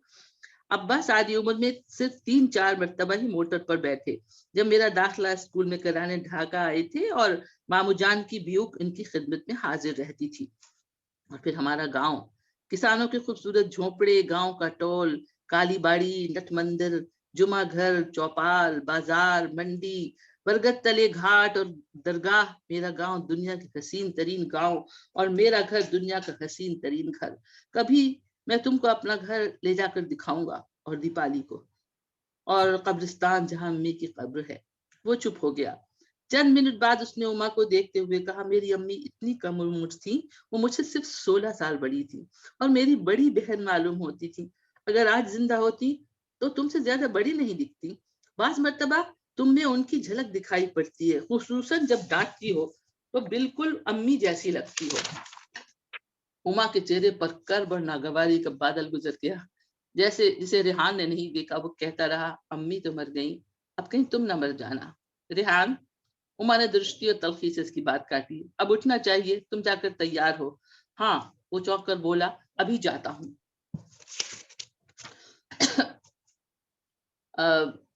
खाना खाते जाना। नहीं, खाना सुरेंद्र के यहाँ खाऊंगा। और उसके बाद उसने उठकर तवील सांस लेने के लिए कहा, लेते हुए कहा, अर्जुमंद मंजिल में नवाब अमरुज्जमा चौधरी से सियासी गुफ्तगू, कल शाम लीग ऑफिस की सेक्रेटरी से उनके साथ 5:30 बजे का अपॉइंटमेंट करवाया था। अब मैं सुरिंदर के यहाँ बेगम बाजार जाता हूँ, भागता हूँ। वो अपने कमरे की तरफ लपका। अर्जुमंद मंजिल जाते हुए डर तो नहीं लगता? उमा ने पीछे से आवाज लगाई। अगर वहां ठुकाई वगैरह हो तो मुझे फोन कर देना, तुम्हारी मदद के लिए आ जाऊंगी। You are not being very funny Uma, Rehan ने दरवाजा बंद करते हुए जवाब दिया। उमा कोंकली सी हंसी मेज पर बैठी कांटे से लकीरें खींचती रही, फिर सीजर को बुलाने के लिए बाग में उतर गई। जहां आरा बेगम। इस वक्त अर्जुमंद मंजिल पर यकलख्त ऐसी खामोशी छा गई जैसे सागवान के झुरमुट के पीछे किसी जादूगर ने चुपके से कोई मंत्र फूंक दिया हो और चरिंद परिंद शजर हजर इंसान सब सकते में आ जाएं। जहां आरा ऊपर की मंजिल पर पिछले बरामदे में चिख के पीछे आराम कुर्सी पर बैठी नौजायदा भतीजे के लिए मोजे बुन रही थी और अपने पांव जंगले की निचली जाली में अटका रखे थे। जंगले की सलाखों से उसने अब्बा की झलक देखी जो सोच में डूबे पाई बाग में टहल रहे थे, और फिर लीग ऑफिस का बिहारी क्लर्क उनके नजदीक पहुंचा और अब्बा उसके पीछे बाहर चले गए। बावर्ची खाने में जाकर दावत की देगों का मुआयना करना है, पुलाव दम करवाना है, शाही टुकड़े तैयार करने हैं। दुल्हन भाभी अपने कमरे में आराम से सो रही हैं। अम्मी हस्बे मामूल अपने कमरे में साहिब फराश हैं। जाने उनको इख्तिलात के दौरे इतने क्यों पड़ते हैं। अब्बा तो उनका इतना ख्याल रखते हैं, अम्मी को हर तरह से खुश रखना चाहते हैं। उनके पास क्या नहीं है, सुहाग औलाद दौलत सरवत, बहू ब्याह लाई, पोता खिला रही हैं। क्या वो अब तक नहीं भूल सकी कि अब्बा उनके बजाय मलिहा फूफी से शादी करना चाहते थे, मगर वो तो इतनी पुरानी बात हो गई। बेचारे अब्बा, ये किसी को मालूम नहीं, सिर्फ मैंने महसूस की है, और अम्मी को तो यकीनन मालूम है कि अब्बा मलिहा फूफी को कभी नहीं बुला सके। वो मर गई तब भी नहीं, मर के शायद वो अब्बा के दिल में ज्यादा महफूज हैं जहां फूफा जान का कोई दखल नहीं है। या अल्लाह, कैसी दुनिया बनाई तूने, इंसानी जिंदगियों के साथ ऐसे भयानक मजाक। अंजुम और अख्तर आरा सगुन बगीचे से अब तक नहीं लौटी। हर वक्त अपनी दिलचस्पियां सिर्फ मैं ही इसीलिए हूं कि हाउसकीपर बनी रहूं। दुल्हन भाभी नैयर भाई को नखरे दिखाती रहती हैं। शादी को 1 साल हो गया, मगर क्या मजाल जो हिलकर पानी भी पी ले। और अब तो भाई नई वली अहद की माँ है। बस मैं सबकी देखभाल के लिए वक्फ हूँ। अम्मी ने कल मुंह भरकर शमसा खाला के सामने क्या से कह दिया, अपना घर तो नसीबे में नहीं, इस घर की ही जिम्मेदारी अच्छी तरह संभाल लो। अच्छा अल्लाह, ठीक है। एक मोजा मुकम्मल हो गया। अल्लाह रखे मेरा मनव्वर कितना प्यारा है, माशाअल्लाह, खुदा बुरी नजर से बचाए। मैंने गुलाबी ऊन भी इतनी खरीद ली थी, उसकी सब चीजें बुन डालूंगी। लड़के क्या गुलाबी रंग नहीं पहन सकते? बीबी बीबी, जहारा ने चौंक कर सर उठाया। माला सामने खड़ी हाँप रही थी, भागती हुई ऊपर आई। बीबी वो आ गए। दिल फिर धक से रह गया। कौन? रोनो मियाँ। रोनो, क्या कह रही हो? अल्लाह की कसम, मैंने आंखों से देखा है, बाहर बैठे हैं। बाहर तो रोजी और दीपाली के बाबा आए थे, वो तो कभी के चले गए। अभी बशीर चाय की ट्रेन लेके गया था, उसने आकर बताया तो मैं भागी भागी आ गई। बाग वाली खिड़की से झांका, सरकार और रोनो मियाँ दोनों दफ्तर में बैठे हैं, दरवाजे बंद किए। दोनों जनों में मिसकॉट हो गई आवाज है। नहीं आ रही हाथ आपकी, पांव ठंडे पड़ जरा गए। मेरी झूठ मत बोलो माला की बच्ची, अल्लाह रसूल की कसम, चलकर देख लीजिए। बच्चों रुक जाओ। दोनों में बड़ी सर, मेरी संजीदगी से बातें हो रही हैं। आवाज नहीं आ रही है। हाँ हाँ बीबी, हेलो, क्या दुआएं कामयाब हो गई? दुआएं, नमाजें, वजीफे, अल्लाह अल्लाह। वो ऊन और सलाइयां मेज पर डालकर जल्दी से उठी। ठहर माला, भाईजान कहाँ हैं? बच्चों आवाज नहीं आ रही है। हमें आ रही, उन्हें नहीं हेलो? आ रही। अभी 1 मिनट यार, क्या हेलो, आपको आवाज मिल रही है सर? आसूस सर, आ रही है? हाँ, हमें तो आ रही है इनकी। अब रुकना चाह रहे हैं, उनको आवाज नहीं जा रही कोई। अब नाहिद का नंबर रह रहा है। सर आवाज मिल रही है ना कि हमारी? मैम की आवाज बिल्कुल भी नहीं आ रही है। वी आर नॉट नहीं, बता रहा हूँ, 1 मिनट रुक जाओ। अब फोन भी नहीं उठा रहे। ये नाहिद पढ़ती है, नाहिद। श्योर। हाँ, चलो पढ़ो। अब बच्चों चलो पढ़ दो तुम वहां से। बाहर तो रोजी और दीपाली के बाबा आए थे। मेरी हाँ। आवाज आ रही है? बच्चों, यस मैम, यस। बाहर तो रोजी और बच्चों। दीपाली के बाबा आए थे, वो तो कभी के चले गए। अभी बशीर चाय की तरेल लेकर बाहर गया, इसने आकर बताया तो मैं भागी भागी आई, हाथ पांव ठंडे पड़ गए। झूठ मत बोलो माला की बच्ची, अल्लाह रसूल की कसम, चल के देख लीजिए। दोनों में बड़ी संजीदगी से बातें हो रही हैं। हाँ हाँ बीबी, क्या क्या दुआएं कामयाब हो गई? दुआएं, नमाजें, वजीफे, अल्लाह अल्लाह। वो ऊन और सलाइयां मेज पर डालकर जल्दी से उठी। ठहर माला, भाईजान कहाँ है? नैयर मियाँ मोटर लेकर बाहर गए हैं, चलिए। वो माला के साथ जीना उतरकर खाने के कमरे में पहुंची, जो कुतुब खाने से मुल्हिक था। दरमियानी दरवाजा अंदर से बंद था, उमूमन बंद रहता था। इसका दिल जोर जोर से धड़क रहा था। इसने घुटनों के बल बैठकर एक दर्स पर आंख जमा दी। वो ऐन सामने बैठा था, बड़ी मेज के इस तरफ बिल्कुल नहीं बदला था। वही शक्ल, वही आंखें, वही बाल, वही बात करने का अंदाज। मुकाबिल में अब्बा बैठे थे, चेहरा चट्टान की तरह सख्त, दरमियान में कागजात और चाय की कश्ती, खाली प्यालियां। हाय अल्लाह, मुझे मालूम होता तो कश्ती सजा कर भेजती। इसने दर्द से कान लगा दिए। वो कह रहा था, जी हाँ, मैं कॉमरेड जोशी को मुफस्सल बता दूंगा। अब्बा ने ऐनक माथे पर चढ़ाई और कुछ पढ़ने लगे। फिर इन्होंने कहना शुरू किया, जिन्ना साहब के नुकात। इस पर बिजली सी गिरी। वो इसके मुतालिक नहीं, इस नामुराद सियासत के मुतालिक मिसकोट कर रहे हैं। बोलते बोलते अब्बा ने सर उठाकर सामने बंद दरवाजे पर नजर डाली। वो हड़बड़ाकर उठ खड़ी हुई। माला नजदीक ही गैलरी के सदर दरवाजे पर चौकस खड़ी थी। इसने वहां से इशारा किया, बैठी रहिए, बैठी रहिए। वो फिर किवाड़ से लग गई। अब अब्बा कागज समेट रहे थे। वो खड़ा हो चुका था। अंदर जाकर अपनी मुमानी को देखाओ, बहुत अलीन है। अब्बा जरा रुखाई से कह रहे थे, मुझे मालूम है, मुझे मालूम है। अब्बा की ये सर्द मोहरी मसनूई है, अब्बा की खुददारी की वजह से है। अब्बा इन्हें कितना चाहते हैं। बहुत अच्छा, अल्लाह अब भी इनका दिल नर्म कर दे, अब्बा का दिल भी नर्म कर दे। अल्लाह अब्बा उनसे मेरे लिए बात कर लें, मौला मौजज़ा दिखा दे। नैयर मियाँ कहाँ हैं? रेहान पूछ रहा था। मालूम नहीं, कहीं बाहर गए, नवाब साहब ने कहा, जवाब दिया। अब्बा इन्हें रात की दावत के लिए ही रोक लीजिए, एक अजनबी मुसाफिर की तरह वापस न जाने दीजिए। अब्बा प्लीज। मानी जान अपने कमरे में होंगी? हाँ हाँ वहीं होंगी। अच्छा मामू जान, खुदा हाफिज। इसने मुसाफिर के लिए दोनों हाथ बढ़ाए और बड़े अदब से झुककर अब्बा का हाथ अपने हाथों में ले लिया। मैं दिल्ली पहुंचते ही नवाबजादा लियाकत अली खां को कांटेक्ट करूंगा। ठीक है, आधा बर्स मामू जान, जीते रहो। वो फाइल उठाकर दरवाजे की तरफ बढ़ा। गैलरी में माला ने इशारा किया। जहांरा सूरत से डाइनिंग रूम के पिछले दरवाजे से बाग में उतर गई। अगर कहीं मुठभेड़ हो जाती, गैलरी में से जाना चाहिए था। जरूर मुठभेड़ होती और पीछे से अब्बा आ जाते तो क्या होता? अब्बा का हुक्म है कि अगर कभी भी रोनू अर्जुमन मंजिल आए तो जहांरा का इससे सख्त पर्दा कराया जाए। वो तीर की तरह पिछवाड़े पहुंची और हाँपती कांपती सुनसान तालाब के किनारे शिकस्ता राज सिंहासन पर धम से जाकर बैठ गई। चंद मिनट बाद माला दबे पांव दरख्त के पीछे से नमूदार हुए। मैंने अंदर जाकर झांका था, रोनू मियाँ बेगम साहब के कमरे में गए थे, मगर वो सो रही थी बेसुध। वो बाहर निकल आए, अब जाने किधर से? यकलख वो चुप हो गई। वो पिछले बरामदे से उतरकर बाहर चाय जाने के इरादे से तालाब की तरफ चला आ रहा था, जब जिसका चक्कर काटकर बाग की सड़क सामने के फाटक की तरफ जाती। फिर वो ऐन इसके मुकाबिल में आकर खड़ा हुआ, रंगीन तख्त के पास, बिल्कुल इसी तरह जैसे इस रोज ख्वाब में आया था, ख्वाब में देखा था। बारिश शुरू हो गई। वो जल्दी से सेमल के नीचे आ गया और तब इसने जहांरा को देखा। ओह हेलो हेलो जहांरा, इसने बड़े इत्मीनान से कहा। आदाब रोनू भाई। कोई भौचाल नहीं आया, जमीन नहीं हिली, कयामत नहीं आई। वो इसके सामने मौजूद है। इस रात 4 साल कबल वो इसी जगह से इसे खुदा हाफिज कहकर इसे रोता बिलखता छोड़कर गया था। अब सामने मौजूद है और इससे बात कर रहा है। माला चुपके से खिसक कर दरख्त की ओट में हो गई। आप कब आए रोनू भाई? मजबूत पुरसुकून आवाज। अभी थोड़े दिन हुए। आजकल कहाँ रहते हैं? बम्बई। तुम अब किस क्लास में हो? मैंने कॉलेज छोड़ दिया, काफी दिन हुए। फूफा जान कैसे हैं? आप शोनापुर गए थे? हाँ ठीक है। और राबिया? वो भी खैरियत से है। अच्छा जहांरा, अब हम चलें, बारिश तेज हो गई तो मुश्किल हो जाएगी। अच्छा खुदा हाफिज, इसने कहा और लंबे लंबे डग भरता फाटक की तरफ रवाना हो गया।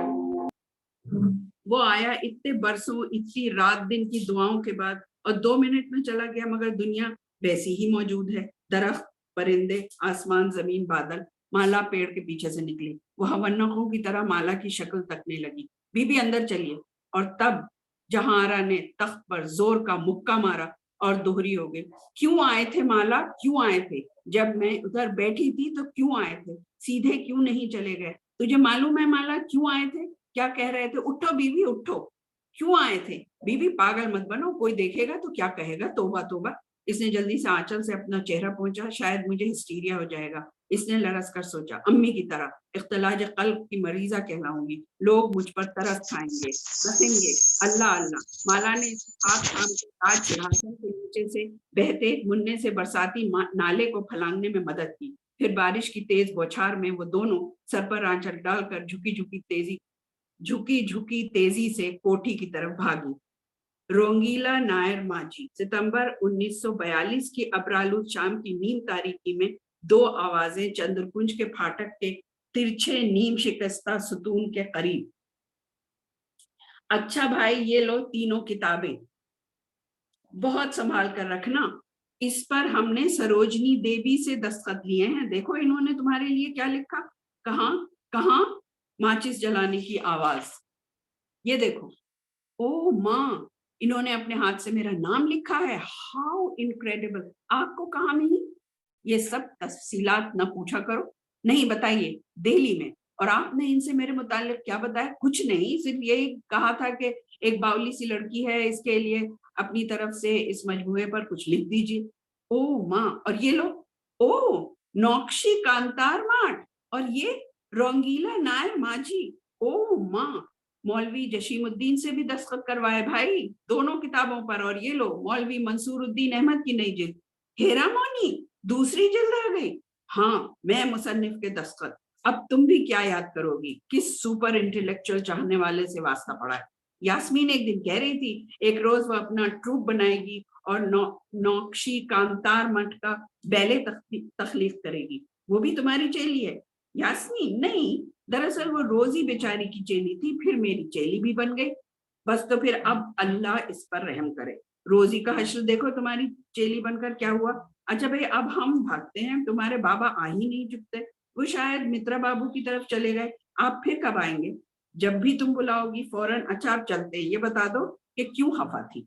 ओफो, वन ट्रैक माइंड। हरगिज नहीं बतलाओगी वजह? नहीं, मैं उमा से कहे जा रहा हूँ कि मालूम कर रखे, इनको बता दोगी? हरगिज नहीं। दिल्ली में ढाका साफ सुनाई देता है? हमें बिल्कुल साफ सुनाई देगा। 29 तारीख शाम के 6:30 बजे, फिर 7:30 बजे, फिर 10:15। तुम्हारा हिंदुस्तानी प्रोग्राम किस वक्त है? 7:30। क्या क्या गा रही हो हिंदुस्तानी प्रोग्राम में? मायरी मैं तो वाला भजन सुनाओ सुनाओ। यहाँ सड़क पर? ये सड़क है, इंसान, जंगल, बयाबान, हुका आलम। आहिस्ता से गुनगुनाओ। खामोशी। मायरी मैं तो लेरो मैयो मोल। हाँ हाँ, और आगे? कोई कहे छाए छाने, कोई कहे चोड़े, ले बजंता ढोल। खामोशी। फिर रुक गई। अरे गाओ भाई। कोई कहे कारो, कोई कहे गोरो, ले अखियां खोल। शाबाश, बिल्कुल ठीक करती हो। जाइए, हम नहीं गाते। Carry on idiot. कोई कहे हल्को, कोई कहे भारो, ले तेरा जो तोल। तन का गहना में सब कुछ देव है, बाजो बंद खोल। और 3 अदद बालूचर साड़ियां भी। Will you shut up? आगे आगे क्या? बस खत्म? मायरी मैं तो ल्योर मेयो मोल। खामोशी। पत्तों की सरसराहट। बहुत दूर कोई खोल यकसानियत से बजे जा रहा है। कीर्तन और करताल की मध्यम गूंज। क्या आज मंगल की शाम है? जी हाँ। उफ़्फ़ो, याद है वो शाम भी इतनी ही अंधेरी थी जब नूरुर रहमान मियां पहली बार इस फाटक पर आकर खड़े हुए थे। 25 अक्टूबर सन 38। नहीं, 24 अक्टूबर। हरगिज नहीं, 25 अक्टूबर हमारे तो दिल पर नक्श है भाई। अच्छा सुनो, अभी तुम्हारे म्यूजिक के कोर्स में 2 साल और बाकी है। जी हाँ। इसके बाद क्या कहलाओगी? लेक्चरर? जी जनाब, लेक्चरर, फैकल्टी ऑफ म्यूजिक, विश्व भारती इंटरनेशनल यूनिवर्सिटी। ओफो, रोक पड़ गया बहुत सख्त। मगर साथ ही साथ अपनी एमए की पढ़ाई भी शुरू कर देना। बहुत अच्छा, गुड। तो तुम्हारे फौरी मुस्तकबिल की तरफ से तो इत्मीनान है। वैसे ये याद रखो कि जब तक मैं जिंदा हूँ तुम्हारा मुस्तकबिल महफूज है। सुनो, गिरिराज क्या कहेंगे? गिरिराज? हाँ, इनकी लाडली गोरी एक बेतुके सन्यासी के साथ चली जाएगी तो बहुत खफा होंगे। मेरा ख्याल है कि ज्यादा खफा नहीं होंगे। आप बाबा को नहीं जानते, बस मुझे सिर्फ अपनी पिशी माँ के गुस्से से डर लगता है। वो एक कट्टर मजहबी खातून है, मगर बाबा इन बेचारी को समझा बुझा लेंगे। वो बाबा की अनकन्वेंशनल बातों की आदी हैं। बाबा खासे कदामत पसंद हैं, मगर जहाँ मेरे रंज और राहत का सवाल पैदा हो, वो समाजी कवानीन को बिल्कुल नजरअंदाज कर सकते हैं। पहले ही इन्हें हमें समाज से क्या सरोकार, बरसों से गोशा नशीन बैठे हैं, तो अब मैं इत्मीनान से परदेश जाऊं? बिल्कुल इत्मीनान से। भाई वाह, क्या चर्रख चूं गाड़ी चली आ रही है। कहाँ? अरे अरे भागिए, पिशीमा आ रही। इस वक्त कहाँ गई थी? रेस कोर्स के करीब जो पुराना मंदिर है ना, वहां हर मंगल की शाम को कीर्तन होता है। तुम्हारे अब्दुल कादिर मियाँ किस कदर चरखचू गाड़ी हाँकते हैं। भागिए। खुश, मैं डरता हूँ तुम्हारी पिशीमा से, मगर ये गाड़ी तो इधर नहीं आ रही। पिशीमा सीधी जाकर डेवड़ी पर उतर जाएंगी, थैंक गॉड। तो अब मैं इत्मीनान से खड़ा रहूं? नहीं, अब भागिए। तीनों लड़के आते होंगे, बाद में तरह तरह के सवाल करेंगे। नहीं, अभी मत जाइए। भाई फैसला कर लो। क्या आपको फैसले करने मुश्किल नहीं लगते? कतई नहीं, मुझे भी नहीं, मैं किसी से डरती हूँ। अब की बार मैं तुमको शोनापुर ले जाऊंगा। तबस्सुम, क्यों, क्या ख्याल है? साधो, मैं तुम्हारे घर हरगिज ना आऊंगी। हा गोरी, मैंने तुम्हारे लिए तालाब खोदा है, सब्जी बाड़ी बनाई है, मैं तुम्हारे लिए सिंदूर की डिबिया और तपेश्वरी साड़ी लाऊंगा, ढाका से सेन की चूड़ियां। मैं राजा का मुलाजिम हूँ, तुम्हारे बालों से खींचता हुआ ले जाता, मगर क्या करूं, औरत की इज्जत करता हूँ। बशाश हंसी। अच्छा सुनो, रोजी के मुतालिक कोई इत्तला मिले तो मुझे जरूर लिखना। बहुत अच्छा, अब वाकई चलूं वरना ट्रेन छूट जाएगी। देखो, मैं उमा से कहे जा रहा हूँ कि वो मेरी गैर मौजूदगी में तुम्हारी देखभाल रखें और तुम्हारे पापा से भी जरा खूब तारीफ वारीफ कर दे, रास्ता हमवार करने के लिए। और ये याद रखो उमा फरिश्ता खसलत बेमिसाल लड़की है, इससे बढ़कर पुरखुलूस दोस्त तुम्हें और कोई ना मिलेगा। ये बात मैं तुमसे पहले भी कह चुका हूँ। अच्छा, अब चले, बहुत लंबा सफर है, कलकत्ता, दिल्ली, बम्बई। अपना ख्याल रखिएगा। खामोशी, केले की डालियों की सरसराहट, दूर एक कुत्ता रोए जा रहा है, अंदर रसोई घर में रोशनी दे। मुस्कुराओ, लो हम रोशनी में तुम्हारा चेहरा देखें। माचिस जलाने की आवाज। ए लो वो लब पे आई हंसी, ए लो वो मुस्कुराते हैं। क्या मतलब? सू सू। हमने उर्दू का एक हस्बे मौका मिसरा पढ़ा था, बेवकूफ। आपने इतनी फरफर उर्दू कहाँ से सीख ली? अलीगढ़ में, बेवकूफ। मुझे भी सिखला दीजिए। सू सू, जरूर सिखला देंगे। दूर घंटे की आवाज। अरे 8 बज गए, अब चलूं? Bye bye. आवाज बाजगश्त, आवाज बाजगश्त, आवाज बाजगश्त। हाँ ठीक है, हो गए 30। मुश्ताक हेलो जी, मुश्ताक भाई हो गए? जी, ख़वातीन और हज़रात, नाज़रीन, मैं बहुत बहुत शुक्रगुज़ार हूँ इदारे की जानिब से अपने तमाम मेहमान किराम का, कि जिन्होंने इस महफ़िल क़िस्सा ख़ानी की छठी क़िस्त को बहुत ही मुनफ़रिद और खुश उसलूबी के साथ पेश किया। साथ ही मैं इदारे की जानिब से नाज़रीन और सामीन का शुक्रगुज़ार हूँ जो हमारे साथ इस ज़ूम पे जुड़े हुए प्रोफेसर, ख़ास तौर से प्रोफेसर महर इलियास साहब जो सियालकोट से जुड़े हैं हमारे साथ, डॉक्टर मोहम्मद उसामा साहब है, और उनके अलावा उन नाज़रीन का भी और सामीन का शुक्रगुज़ार हूँ जो हमारे साथ इस वक्त फेसबुक से जुड़े हुए हैं।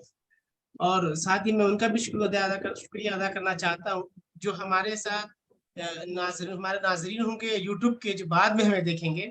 यकीनन उनको ये हमारा महफ़िल क़िस्सा ख़ानी की छठी क़िस्त पसंद आएगी, और इस सिलसिले की 7वीं क़िस्त में फिर हम इंशाअल्लाह मुलाक़ात करेंगे मई की पहली तारीख को। बहुत बहुत शुक्रिया आप तमाम हज़रात। आदाब। लिख के भेजा था।